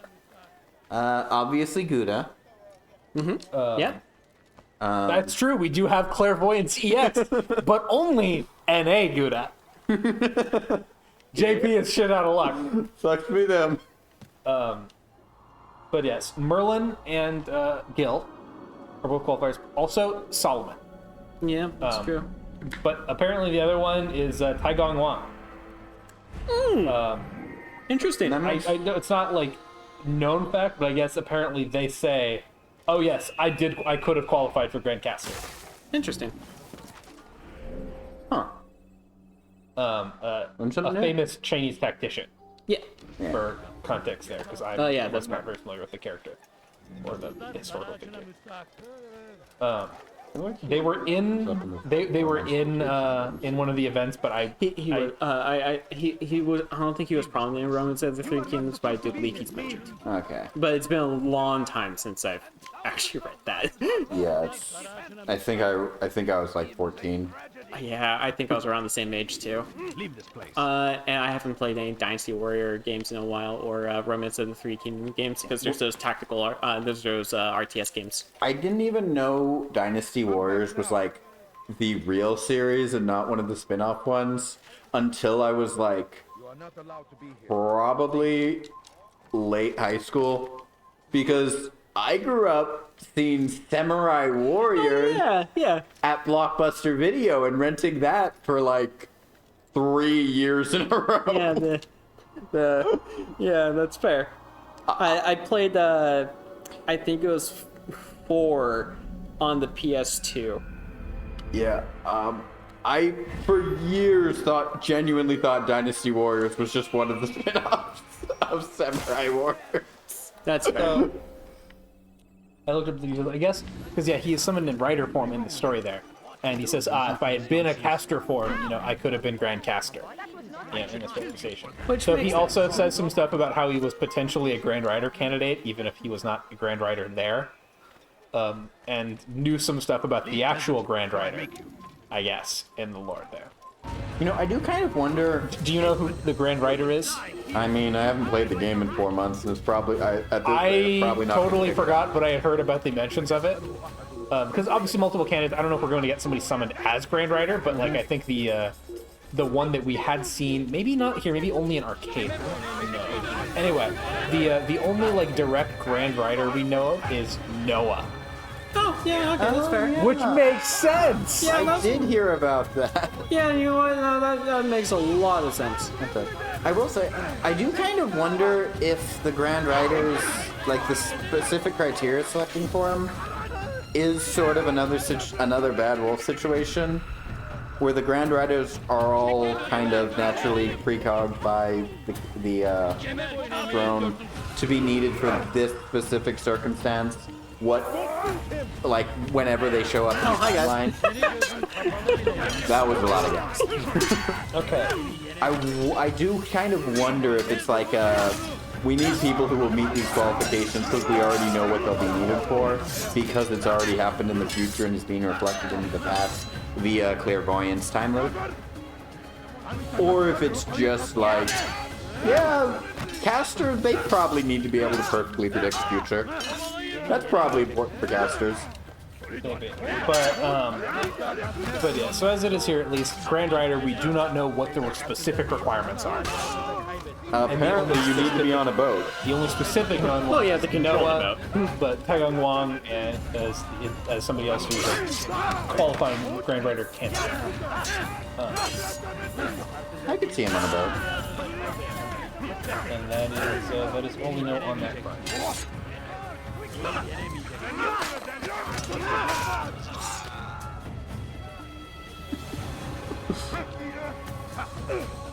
The Dark Souls guy. What's his name? Miyazaki? Yeah, Miyazaki and his poison swamps? Yes. If Miyazaki ever was summoned as a servant in the Holy Grail War, his noble phantasm would not be Dark Souls, it would be his swamps. It would be a swamp reality marvel. That's fair. Or at least something similar enough to be functionally the same. Okay, the other thing though that it could be is it could be as a caster, you could have an artist type of phantasm called Prepare to Cry that invokes deep sadness and melancholy to the point of rendering you incapable of combat. So inflicting terror. Okay, I got it. But you cannot be killed by it unless you actively give up. Yes, it can kill you if you give in to the despair. Otherwise, it just penalizes you. Yeah, it cannot actually hurt you if you don't give up. I think that would be the most apropos approach. Like, yes, depress you, but it's not actually physically damage you.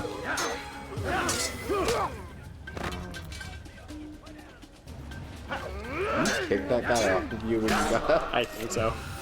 Okay. Huh. Meanwhile, wicked men who seek dominion over your mind. Locked away, they might still be discovered. But once I do think that it's incredibly funny the way Grands work, though, where it's like, oh yeah, you know, there's like only one, in any given time a Grand is called, only one will be. There's a few qualifying candidates, you know, except for Assassin.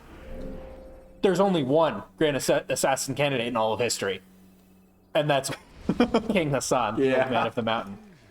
He is the singular requirement for the role of Grand Assassin is being him. Do I look like a merchant? Wait, so it is possible for other Grand Assassins to exist as long as that's the only requirement. Because we already know people can reach the throne as pseudo-servants. Well, basically if you're host to the Grand Assassin and you happen to be able to learn all of his lessons, I think you could qualify. Anyway, I think that's I don't know. Okay, that's not how it's phrased as a rule. I think that's the only way you could qualify in Fate, because then you'd be technically cheating without actually cheating the rules. The point being here, though, that it's very funny to me. It's like, oh yeah, you know, anytime they're all summoned, it's like, oh, you know, you can get one of these different casts with one of these different riders. Every single time the Grand Servants are summoned, it's always the same. Man, could you imagine being summoned every single time the Earth needs Grands? No. No, I guess, which is why when he gives it up in Babylonia, it's literally like there is literally no Grand Assassin. What are you talking about? They're clearly it literally vacates the seat of Grand Assassin in the Throne of Heroes. Clearly, no. The Grand Assassin now is Osaka Hime. At least until more plot happens, I guess. It's Cleopatra. Has to be. Apparently, it's the work of an enemy stand. Apparently, apparently some finagling happens with the Grand Assassin slot by Lost Belt 7. I don't know the details. That makes sense. Very funny though. Yeah. The fact that the linear timeline of events, or the closest thing Fate has to a linear timeline of events, is that the order they released in real life is the order events happen in the Fate timeline. Yeah. Including the weird changes to the timeline stuff. It's such a fascinating element to that setting. Yeah, see, the problem with it being Kiritsugu Emiya is, I don't think Kiritsugu would actually qualify for Grand Assassin. I don't think he deserves that fate. He is a very opulent assassin. Grands are weird. Yeah, I don't think he would actually qualify for it. It requires being at the pinnacle, which is why the pinnacle assassin is literally the man who invented assassin as a concept. Yeah. It's like, oh yeah, I am the first person to become analogous with death. Like, all others follow in my wake. The Grand Assassin is also responsible for the existence of Assassin's Creed. Yes. They're inspired by the same source. But yes, which is why it's weird that in Fate, technically, initially, all assassins had to be members of the actual Assassin Order. Which is, you know, it starts changing later, but that's the same reason why only the initial progenitor of the Order is that role. It's a whole thing. I think Jack the Ripper is one of the characters who could qualify. Possibly. Specifically because they are the assassin. They are extremely famous and completely unknown. Like, in Fate, you can't summon Jack the Ripper, so if you did, you'd probably be summoning a Grand. It feels like one of the handful of characters it makes sense to. I did see something. Guys, he just needs to jump in. Guys, calm down. Calm down. That I'm I turned the ground slack. Lore reading here, though, is that the only reason someone else is even able to take over is because King Hassan vacated his seat as Grand specifically. That makes sense. In that case, the only person who could even like cheat their way into that slot was also something innately associated with both death and mountains, to such a degree that they were able to like fake their way into the spot. I mean, I think that proves my pseudo-servant argument. So this was a god of death. Do you have any idea how little that narrows it down? Anyway. But yeah, it's a whole thing. Wait, I think the devil would also qualify for that. No, I don't think so. No, not the Christian devil, the Jewish devil. I don't think even. I don't Look, think he was I'm qualified for specifically- devil either. No, well, the connection to the god of death and the connection to a mountain. Because I know, without going into a lot of detail on a religion I am not super well versed in, there was at least a point where there was a mountain that was considered either connected to purgatory or hell. It was, I believe it was purgatory. Okay, it was purgatory. In this Never mind then. But like, again, this is also based on my limited knowledge about religion. Yeah. But okay, if it was hell. But I'm pretty sure it was purgatory. Yeah. No, wait, Basically- actually, sorry, I had to pause this. I'm pretty sure hell and purgatory are actually two separate things. Yeah. Yeah. Okay. Sorry, I had to pause in order to. If it was hell and not purgatory, since neither of us knows, the devil is often treated as a deific figure and has a strong connection to death and a mountain. Okay. I think that version could qualify. If the devil is actually an actual divinity, that actually makes you non-eligible. Oh, that's true. He has a connection to divinity, not necessarily deific. I'm saying specifically, like, actual gods can't be it. This god lost their divinity in the process of becoming a grand. An important aspect of the devil is he's not actually like a god. Okay, but like, all right, in fate terminology, it would probably still be a divine spirit. And yeah, I can see that. And also, even in Christianity, like, the devil is, like, more of a demigod in the same vein as, like, Jesus would be. It depends on the interpretation. Yeah, I'd it depends say. on the interpretation. If you were looking at it in faith, I would say the devil himself would probably be considered a divine spirit of some sort. Yeah. On that level, at least. Yeah. Most Christian religions would qualify the devil more as a spirit.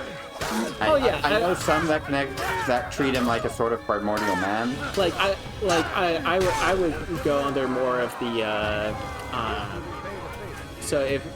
so say for example, if we are kind of thinking of along the lines of anyone who is still in heaven and hasn't been born yet is technically a spirit. And all this for a loaf of flag? The devil would be a spirit. Or primordial man. That could also probably work depending on how you're picturing it. To be fair, a lot of Christian religions also don't Christian variants don't necessarily have like souls come from heaven to earth. Yeah. When they're born, for a decent number of them, the soul comes into existence when they're born. Yeah. I was just going based off of like specifically heaven because especially in most westernized versions, at least the more common denominations tend to be more along that line. I wouldn't know. Mine was a weird one. Yeah.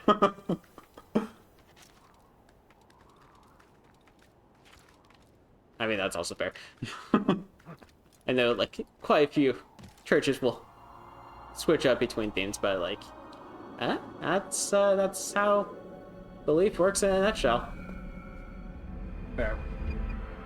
Okay, so we've tried to pick a fight with the Jewish community and the Christian community. Yep. The Catholic community specifically as well. Let's see. We went after Odin and Zeus. Who else can we? Well, clearly, considering that I am here, we need to pick a fight with the LDS Church. Even I don't think that's a good idea.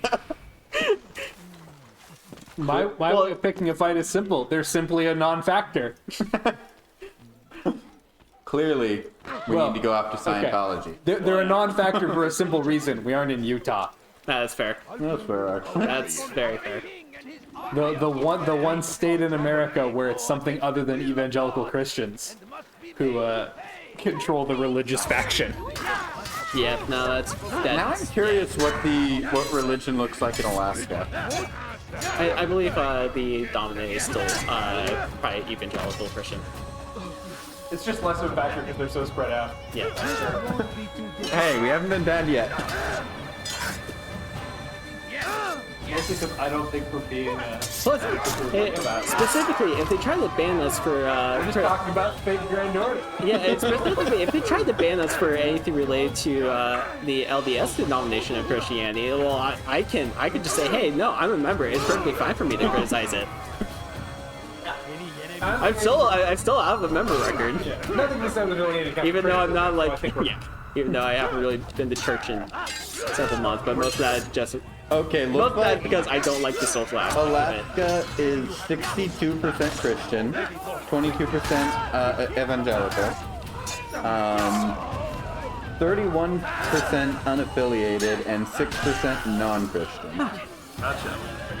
Wow. I expected Alaska to do something weirder. You know, I'm starting to see why that Alaskan vampire movie worked the way it did. That doesn't narrow it down nearly as much as you hope, but Yeah, that's true. That's 30 true. Days a Night? Yeah, I think that's That's true on Dead Monkey 8. We don't have nearly as big of an audience yet in order to get canceled. Give us time. Because everyone knows the first time you get banned from Twitch, that's when you've made it. Okay, if you get banned from Twitch, you're in real trouble. Well, if I'm banned from Twitch, That's where okay. you're going to go when you need your hexes and potions. Well, once we get banned from Twitch, we should definitely like if that happens, so we can say we've made it. It's like then we have to put like an RTA clock somewhere and be like, okay, this is how long it took for our speedrun to get banned from Twitch, guys. Look, the real thing is you get banned from Twitch and you immediately pivot to start grifting on the platform that you were banned to silence your views. And then you make large amounts of cash, but also everyone hates you. Yep. It's a proven career path. Clearly, I we're contest the ban like everyone else does. yes.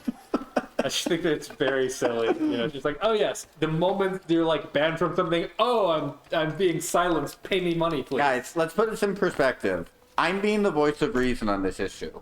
There's something wrong here. Hey, it's very simple. The Clearly. reason you're the voice of reason is because I'm very hungry. Much about my enemy. Oh, you're right. We haven't thrown any shade at Wiccans Jabir yet. has become obsessed with purging. I already And made a also, joke about witches. That's close enough.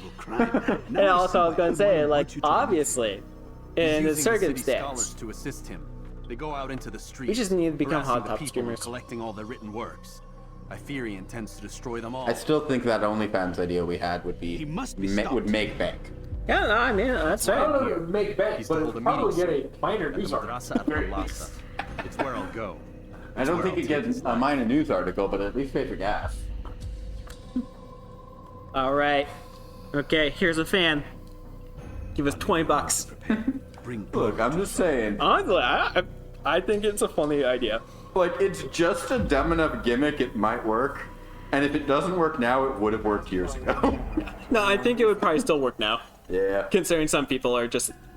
I would probably buy into it. It's like, yeah, no. So all the satire, yeah, no, I'm all for it. Yeah, the big thing is it'd take like a year or two, I think, to really get going unless you got lucky. Yeah, exactly. Get promoted by a big OnlyFans person.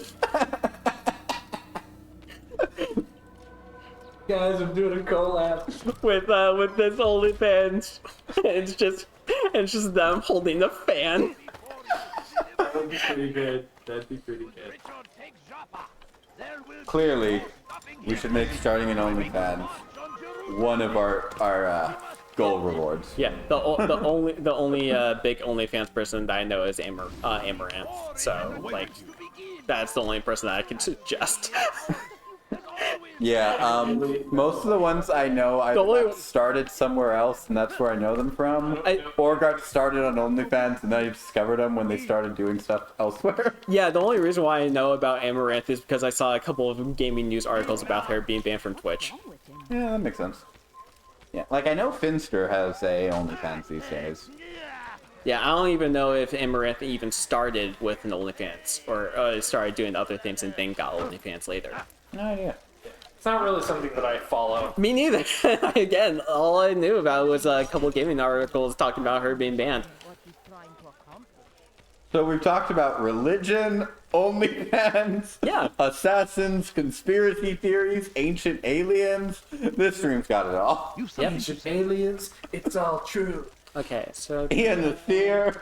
Go. Okay, no, so Mostly I'm thinking of thinking right they the wanted to climb good. Okay. Freaking touch-tone telephone got stuck in my head for a second there. Yeah, no, that's fair. Like, in terms of Invader Sim songs, that might be my favorite one. Just like you. So I never I actually have no watched. idea what you're talking about. Like I've never actually watched. Blatantly much. an Invader Sim reference. Is it? Yeah. The entire song was blatantly about Invader Zim. Well, I've never watched more than like 30 seconds of videos in my life, so Okay, that's why I wouldn't know. so the main rival for Zim is a human who's a conspiracy nut, except he's right because Zim's clearly an alien. He's Yeah, the only okay, one who sees I know it. that. I know about the bit. Oh that. boy. The game. just- He's the dude who's No. singing in the song. What? Oh no! Hopefully I can find a way to drop down. Oh wait, I can't. Okay. Never mind. The We're good. Neil Cicierega one? In the touchstone telephone. Yeah, that song? Yeah. Yeah, it's about Invader Zim. Yeah. Okay, it- that. I yeah, don't know the, what- the conspiracies it's all true thing. Yeah. That's supposed to be that character in Invader Zim. That's who it's supposed to be. I guess we've never. Oh no! It's Fahrenheit 451 all over again. Put there by our ancestors for good reason. Hated that book. And what reason is this? They are beacons I meant enjoyed to reading guide it. us, to Eh, save us from I had the to read it in darkness class, that is so. I had to read it in class as ignorant. well. Yeah, that was my Bits of first time paper reading it, so I covered in hated it. lies. Oh, that's right. They poison Like your if, mind. if I had to read And something in so long class as they and it was my exist, second you time, cannot hope to normally see I the enjoyed world it, the even way if I it hated it the truly first is. time. Fair. How can you accuse these I didn't fools like of most of the being things I was weapons? made to read in class. They are It's tools like, of you learning. wouldn't expect that because I like reading a lot. Oh, yeah, same. I'll read all kinds of shit. Sometimes I'll read stuff that's not good. But there's a very specific kind of not good. I know your reading habits. I have sent you a significant amount of Do stuff you ever stop to think of who That put is them not there? good Or isn't why? even beginning to describe it. But yeah, it's like some of the things we read I liked okay, you What know. if those words And I've been kind of offer? reading a lot of like kind of classics lately, and the people doing, oh yeah, I remember kind of reading that at school. I remember this thing about it or whatever. You are wrong. But like, These texts give there's the gift of one thing I knowledge. have a gripe with more than anything else, and Okay. that is I freaking hate John Steinbeck. You do anything for Okay. them? Yes. I have never liked a single thing he's written. Then join them. Oh, rest in peace, that guy. That's not a book burning. That's And just also, a burning. and also, that person died way too quickly in the fire. Yeah, you should still be screaming for a while. Do any else among you wish to challenge me? I would. Good. Your orders are simple enough. Go out into the city, collect any remaining writings and add them to the piles in the streets. When you're done, we'll send a cart to collect them, that they may be destroyed. Okay, but I have a throwing knife with your name on. But do you have a knife with your throwing name on? Sure. You know, it still amazes me it took until, like, what, Assassin's Creed 3 for an assassin to use a bow. Yeah, it's kind of funny. Like, when I think of a good ranged weapon to assassinate someone pre-gunpowder, Yeah. I feel like bow's like one of the first things I'd come up with. Yeah. Well, No. okay. Sling, yes. Sling, Hey, yes. to be fair, if you're looking at it chronologically, I'll tell you an answer like the only two that don't use a bow. Hi. I'm pretty sure bows Sorry. are an option with most of Bye. the ones that happened before this in the timeline. Yeah, Oh, probably. in historical series. Sorry, I needed to get that flag, and you were just in my way. It's a glorious day. You're in my way. Be free. Purge yourselves of Cross. the evil spirit. I feel like Ezio might have a crossbow in one of the games, actually. Do not think yourself Yeah, I think you know. Doesn't he have a gun? He has his hidden gun. He has a crossbow. Yeah, you get the I think crossbow. he also gets a crossbow. Yeah. Yeah, he gets the hidden gun in, I think he gets it in 2, but it might be Brotherhood. I'll have your head. Hi. Yeah, I think Ezio gets the crossbow in Brothers. Yeah, that sounds about right. It's either Brotherhood or Revelations. I never Might be one of remember. the mobile games, too. I think he had a mobile game, too. Well, he has one in the main. In one of the mains. No, because I remember in one him using a crossbow. I still think the coolest assassin of all time is the Egyptian one in Assassin's Creed 2. Specifically the statue with the snake where the hidden blade would be. Fair. It's pretty good. Using a live snake as a hidden blade has to be the coolest thing I Yeah, don't but think isn't it Assassin's as funny Creed- as the rattlesnake mailbox assassination? Because I think that's funnier. Okay, it's less funny, but it's also more successful, I would hope. Okay, well, time to kill these guys because I need to save the citizen, apparently.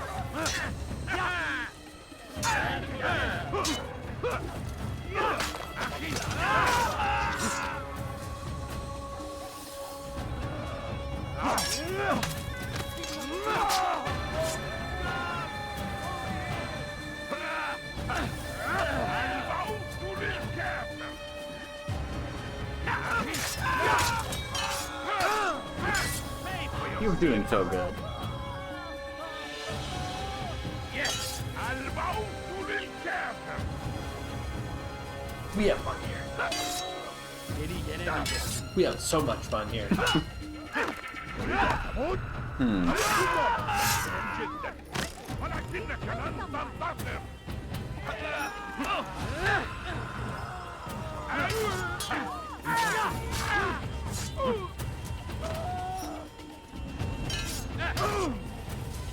So your overall thoughts on Altair at this point, at least. Cool guy. That's your take on the guy who's been slaughtering his way through like what 6 cities? Yeah. I don't know why, but that'd be my take.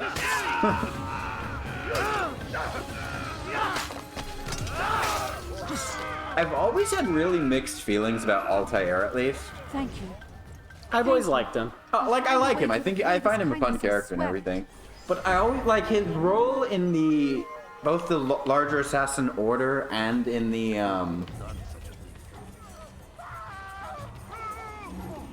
storyline in general. It's always occupied this weird place because it, like he basically invents the assassin. Basically reinvents the Assassin Order, and then Ezio basically reinvents the Assassin Order. Does anyone else reinvent the Assassin Order? Well, Connor does in a bit because like I think he if from what I remember, the Assassin Order at the time within that area was pretty much dead. Yeah, that sounds right. So you also have to. It wasn't necessarily like rebuilding all of it. It was more like, hey guys, come over here. Yeah, no, Ezio basically rebuilt the entire thing a second time. Yeah. And then Altair, the order was small enough that there wasn't really Whoa, what? Oh, because the guy was running right. Right. What? Oh, there's a book burning guy. The guy was running away, and he managed to get away. Oh, right, the actual thing you were supposed to be doing. Wow, and they brought me all the way back here. How rude. We didn't even get to watch the guy get burned again. Okay, well, it's saved the flag, so that's fine. I will make it into a joke now. Have you gone mad? That's somehow Don't worry, safer we're already than a joke. taking a leap of faith. That shouldn't be safer than taking a leap of faith, but somehow is. Yeah, I don't know either. Citizens, bring forth your I guess writings. Altair only breaks like one leg at a time, maybe. Pile before me. I'm just like the rest of you. I break my legs one leg at a time. Hi, my name's Jim.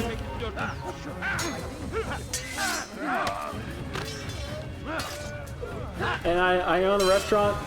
It has good sandwiches.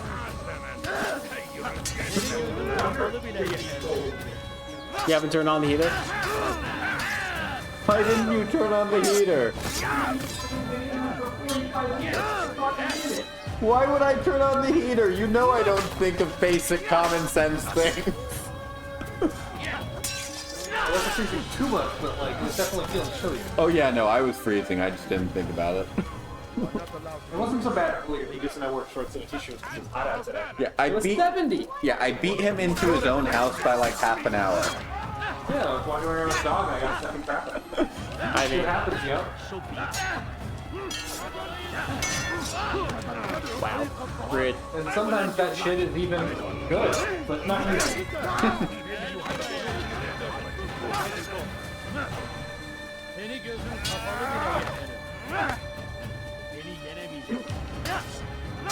Also, I've come to the realization I've just replaced my like wiki diving and TV tropes diving. I've just replaced it with like 8-hour YouTube video essays. Oh, yeah, that's fair. Like it satisfies the exact same itch. Anyway, I've been watching way too many Crimson reviews recently. Oh yeah. I haven't really watched anything by that person, but like I've heard a couple of good things about the guy. Yeah, they're really entertaining. Yeah, if you have a long commute, great to put on. Fair. Right now, I've actually been watching guy called Zinzike doing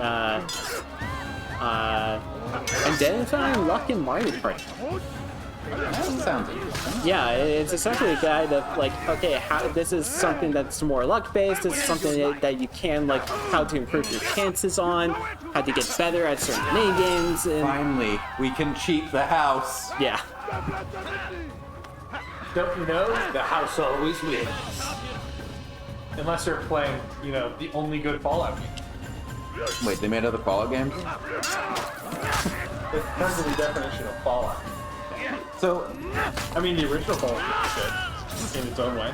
so I'm The RPG. reminded. all the Fallout games are good in their own way. One is That's honestly. why I bought Fallout 4 when it was on sale the other day, because I hate myself. That makes Or sense. more accurately, because if I have it on PC, I can mod it. Honestly, Fallout 4 is not a bad game. Okay, I would argue with you, I think the story. but I'll admit I'm probably wrong. What I know about the story is not my favorite. I know there's some annoyances, but like it's a very solid engine, especially compared to some of the older. My only problem with Fallout as a series in the modern day is every day. I don't want to play a post-apocalyptic Fallout. I want to play the post-apocalyptic Fallout that Fallout 3 and on were supposed to be. Yeah. Like Fallout 1 was the apocalyptic Fallout, and then Fallout 3 they kind of reinvented it by setting it like both. What was it like? Originally, it looks like they were thinking like 10 or 20 years after the bombs dropped because of the whole food shortage and water shortage problems. Yes. And then they pushed it back like 100 years or whatever, 150, something like that. No, it would have been like 180 or something, Overall, maybe more. with Fallout 4, like the overall storyline, I actually liked quite a bit. I thought it was pretty well done. There's definitely some issues with it, I will admit, but overall, I liked it. I'd say it's the worst like Fallout game, but not necessarily the worst game of the Fallout games. Okay. It would be how I'd classify it. Because it's the least... Just, Fallout at its core identity for a long time was more RPG focused. Oh yeah, no. Gameplay-wise, I would say Fallout 4 is one of the worst. But even though I like the gameplay of it, it's definitely one of the worst from a Fallout point of view. Yeah, Fallout 4 the gameplay's good. It's a good game, just not a good Fallout game. Because Yeah, no, 100%. It's a shooter with RPG elements, not an RPG with every other element. Yeah, no, 100%. I enjoyed parts of it when I played it back when my brother got it on PS4. You know, I just played through some of it. It was an alright time. You know, I enjoyed parts of what I was doing. You know, it looks nice, visually solid game. I do enjoy having the slice of nature graphics and the some stuff. And so I'm like, oh, you know, I wouldn't necessarily go buy it myself on PlayStation, but I thought, oh, you know, it's like super cheap. So I'm like, oh, I'll go buy it and see, maybe like, you know, I'll give it another go one of these days. You know, if I, you know, worst case, I can like mod it with the PC version. You know, replace bad Bethesda content with good mod content, or at least okay mod content. Makes sense to me. Yeah, honestly, that's the only way I can play through Skyrim. I was burnt out when it came out, so my last full playthrough of Skyrim was right before Elden Ring came out. And I accidentally got a lot of practice playing Elden Ring because I'd modded Skyrim to play almost identically to the PC version of Elden Ring. Alright, where are you? Alright. What is that fool doing? If you're not doing a total conversion of a Elder Scrolls game after you've already played through all of it, if you haven't done a total conversion of an Elder Scrolls game just because of how heavily you've modded it, then I don't think you've really experienced what an Elder Scrolls game has to offer. See, I wish For centuries, I had the ability to do the jump strike from here, like you could do in the layer games. The words of men and women Yeah, I was gonna say, Granite. And why? Granite. Why It's do the we about it. believe absent logic and Hi. You will not get away from me! Are we sure Altair is a good assassin? Let's see. Altair is a pretty good assassin. I'm just not playing him like one. So you're saying Desmond isn't a good assassin? Yes. Yeah, no, that scans. I can say that with full confidence. At least not right now. He's alright at that. Okay, to me, I'm just thinking about his ending and how the only person he successfully kills with his final big achievement.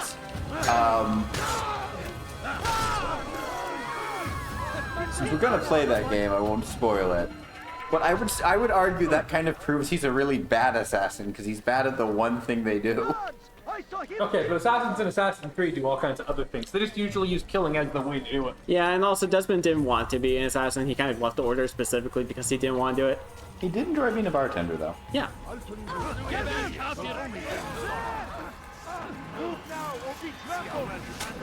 After all, somebody's got to tend this bar. You know, the more... No.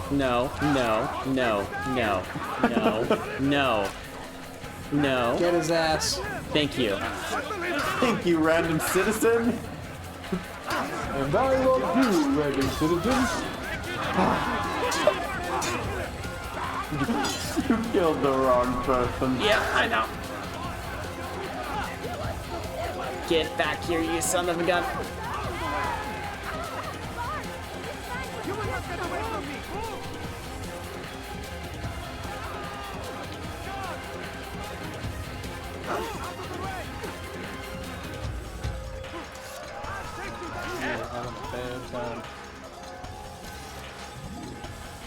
I got it.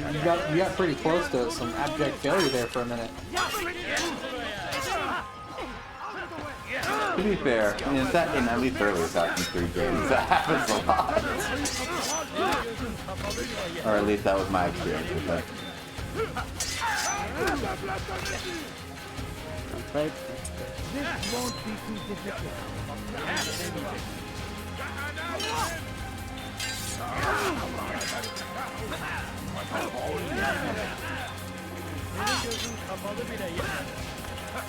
How can one expect to defeat?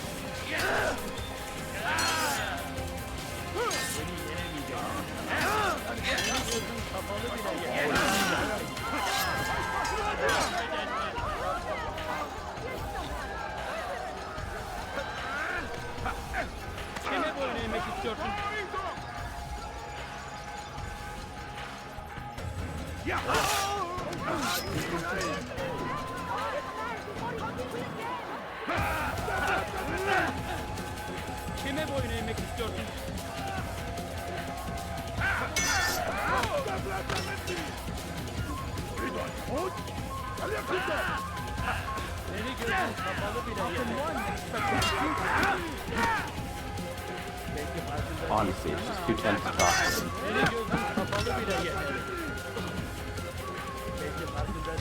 Also because they haven't quite stumbled upon another thing to talk for 40 minutes about yet. No, that's fair. That's fair. Yeah, I'm sure we'll think of something. kind of focusing, so. That is.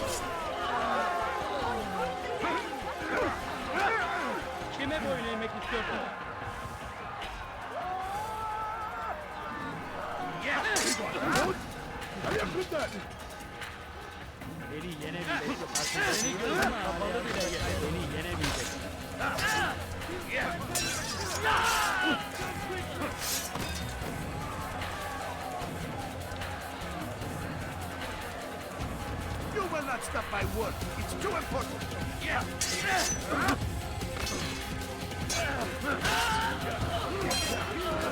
How can one expect to defeat? There. Why? Why have you done this? Men must be free to do what they believe. It is not our right to punish one for thinking what they do, no matter how much we disagree. Then what? You of all people should know the answer. Educate them. Teach them right from wrong. It must be knowledge that frees them, not force. They do not learn, fixed in their ways as they are. You are naive to think otherwise. It's an illness, for which there is but one cure. You're wrong, and that's why you must be put to rest.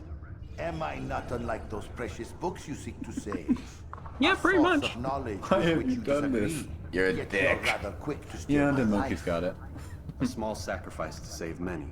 It is necessary. That's Is how it it not goes. ancient scrolls that Talk inspire shit, the get stabbed. Crusaders? That That's how it is in Saladin and his Jerusalem men back with in a the, sense of Yeah, righteous you know, fury. 1500s or whatever this is. Okay, I'm going to clean up this mess. Probably, get to get to the bureau and go through that whole cutscene, and then we could probably just call it there. We've done quite a bit. Yeah, I'm good. Made some good progress. And collected many flags at the price of like 30 corpses per flag. I killed a lot of people to get that flag, and I deserve to keep it. I mean, it's like, whenever I see a flag, I'll just go for it, but sometimes that ends up happening with just a bunch of guards. Yeah, no. Every assassin in history has attention deficit and shiny. That's fair. ADOS. That is true. I think it might be built into the Eagle Vision. Probably. Or, if we really want to be consistent about our wacky universe theories here, as Percy Jackson established, ADHD is an inbuilt demigod trait because your brain is hardwired for fighting things and reading ancient languages. Okay. Therefore, our immortal god descendant, assassin bloodline theory would actually perfectly work in with that. You're speechless because I'm right. I can think of multiple assassins who are either explicitly or implicitly could be called demigods. Desmond's an obvious one, but we'll get to that later. Bye. I hate that he's right. Don't worry, I also hate that I'm right. Not in this case, but just generally speaking. Actually, that's not true. I love being right. Do either of you have one weird thing you do in like any Bethesda game you play casually? Just any specific example? I don't play Bethesda games casually. I'm jealous of you. So, because for me it's Fallout 3. Every time I come back to the game, because my first time playing through it was Game of the Year Edition, all the DLC, and I immediately started following a radio signal, because why would I go chasing after my dad or whatever? Yeah, main quests do usually suck for Bethesda. If I remember correctly, my first playthrough, I went to Megaton, armed the nuke, later found out you could set off the nuke, set it off because I was, a high schooler, I think, when Fallout 3 came out. I like playing evil characters. And then I followed the radio signal to the Mothership Zeta, I believe the DLC was called. The alien one, whatever that is. Yeah, the alien one. And nowadays, every single time I replay Fallout 3, I immediately bum rush that DLC. Because running through the wasteland decked out in full samurai armor, period appropriate, with an ally in full cowboy outfit for my companion, while we're both using advanced alien laser guns that look like they're out of a 60s movie, is like peak Fallout for me. That's like the core of the Fallout experience in my head. Well, that's fair. I don't really do that, partly because I played Fallout 3 like once, and I didn't have the DLC when I played it. That's sad. And that's kind of true. I never picked up the Bethesda game DLC when I played it when I was younger, because when I was younger it was just pick up the console version. I just never got DLC for anything. So I don't really have that kind of experience with that. And the other thing is that in those sorts of games, I just am not familiar with it enough to have any kind of thing to rush for.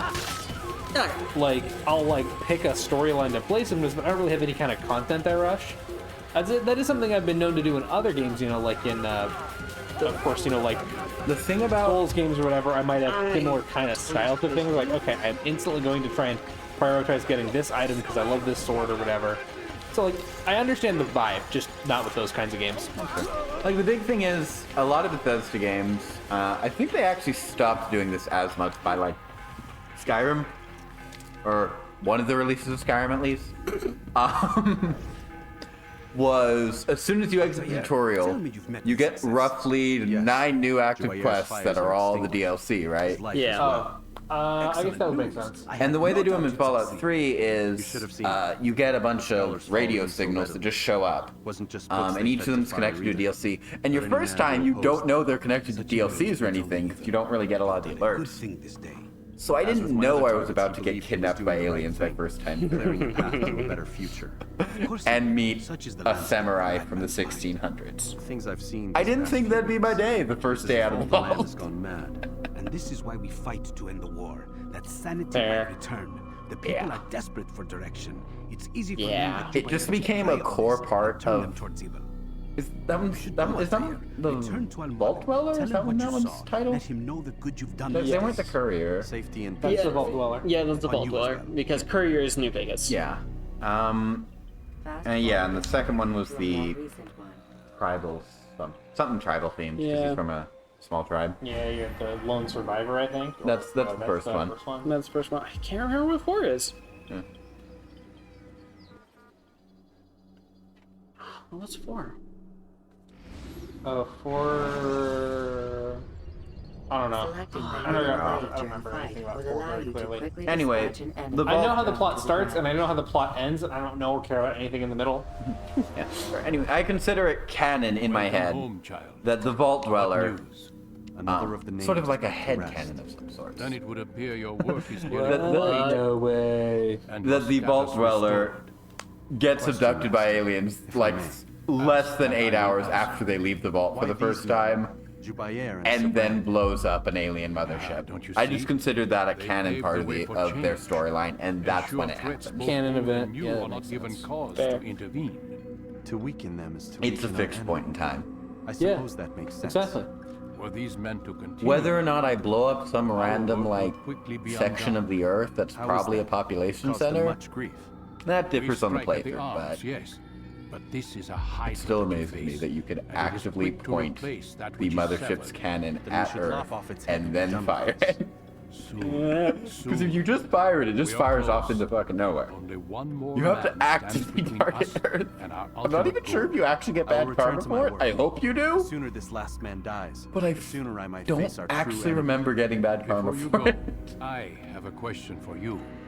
Of course. What is the truth? We place faith in ourselves. We see the world the way it really is, and hope that one day all mankind might see the same. What is the world then? An illusion. One which we can either submit to, as most do, or transcend. What is it to transcend? To recognize nothing is true and everything is permitted. That laws arise not from divinity but reason. I understand now that our creed does not command us to be free. It commands us to be wise. Do you see now why the Templars are a threat? Whereas we would dispel the illusion, they would use it to rule. Yes. It's real good. To reshape the world Quality in stuff. an image more pleasing Honestly, to them. I wish they'd really That is why I sent you to leaned, steal kept their leaning treasure. into like the That philosophy is and why I the keep it locked away. cultish That is overtones why you kill them. that a lot of the So long Assassin's as Creed even had, one survives, and the like first so and too a does bit their in the desire second, to probably create a relevant new too. world order. But it Take your felt like they equipment. Seek leaned out away his from that last for more land. the With his death, everything else Robert Assassin's de Creed. Sade known will at for. last be vulnerable. Like, They have their own journeys, but yeah. it is true. And well, even in 3, like, Safety and part of the peace reason is because upon you, you're Altair. pretty much the only assassin in that area. Like the, So I can understand why it wouldn't be the case in 3. I feel like in 3 they could have really like had the character sort of reinvent it, reimagine it, reinvigorate it by developing it rather than learning it. Yeah. I don't know. It was one of my favorite things in the early games, and I just kind of miss it in the later games because it felt like both the Templars and the Assassins actually had like internal consistent logic. Like they actually had beliefs that a person could live by. Not necessarily should or would want to for either order, but became more nebulous forces. yeah, exactly. They became the Templars and the Assassins, not the Order of the Assassins and the Okay. Order of the Templars. That makes me think of something here. Oh no. What is your favorite Templar order? When you're out of knowledge, Across different like mediums that have Templars, because it's a really common antagonistic like, you know, conspiracy sort of group, you know. But what's your favorite Templars? I genuinely don't remember I genuinely don't remember if these guys were actually Templars or not. Okay, so we can have this quick conversation. I'm just gonna go in here and initiate this, and then we can end it off. What news? But Da Vinci's Demons, Calls which himself was like a Saran. 2-season show, I think, that ran on HBO maybe. Is that related to like the Da Vinci Code? The show? No. Yeah. Da Vinci's Demons takes place in Renaissance era. It follows this dude, you might have heard of him, called Leonardo da Vinci. I don't know. Okay. Look, he was talking about Templars. He was an engineer. He built some interesting stuff, but it was kind of just Because my understanding is the Da Vinci fully Code also intelligent. has like Templars as an antagonist, I think. Yes, Raphael. Or those. The Templar Order is part of it. I don't remember if they're actually That's why I was people. curious if we were talking Da Vinci. No. Yeah. It was I who erred. I believed myself above. But yeah, the Templar Order in that one, they use. Go insane. If I remember correctly, they just use a shit ton of mushrooms, and similar psychedelics. Pretty much every time they need a character to have religious rapture in the show. But those moments of drug-fueled religious rapture also often end up being moments of like enlightenment to deeper truths about like actual science, physics, that sort of thing. Interesting.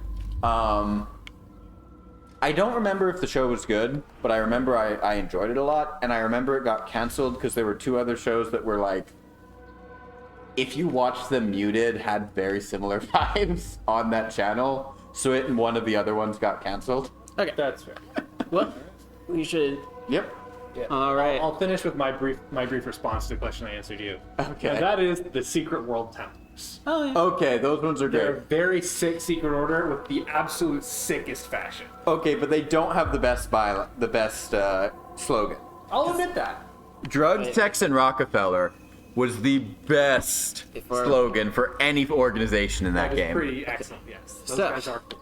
So, thank you all for joining us. Yeah. It's been real. Yeah, and just gentle push and for you, and gentle push for you.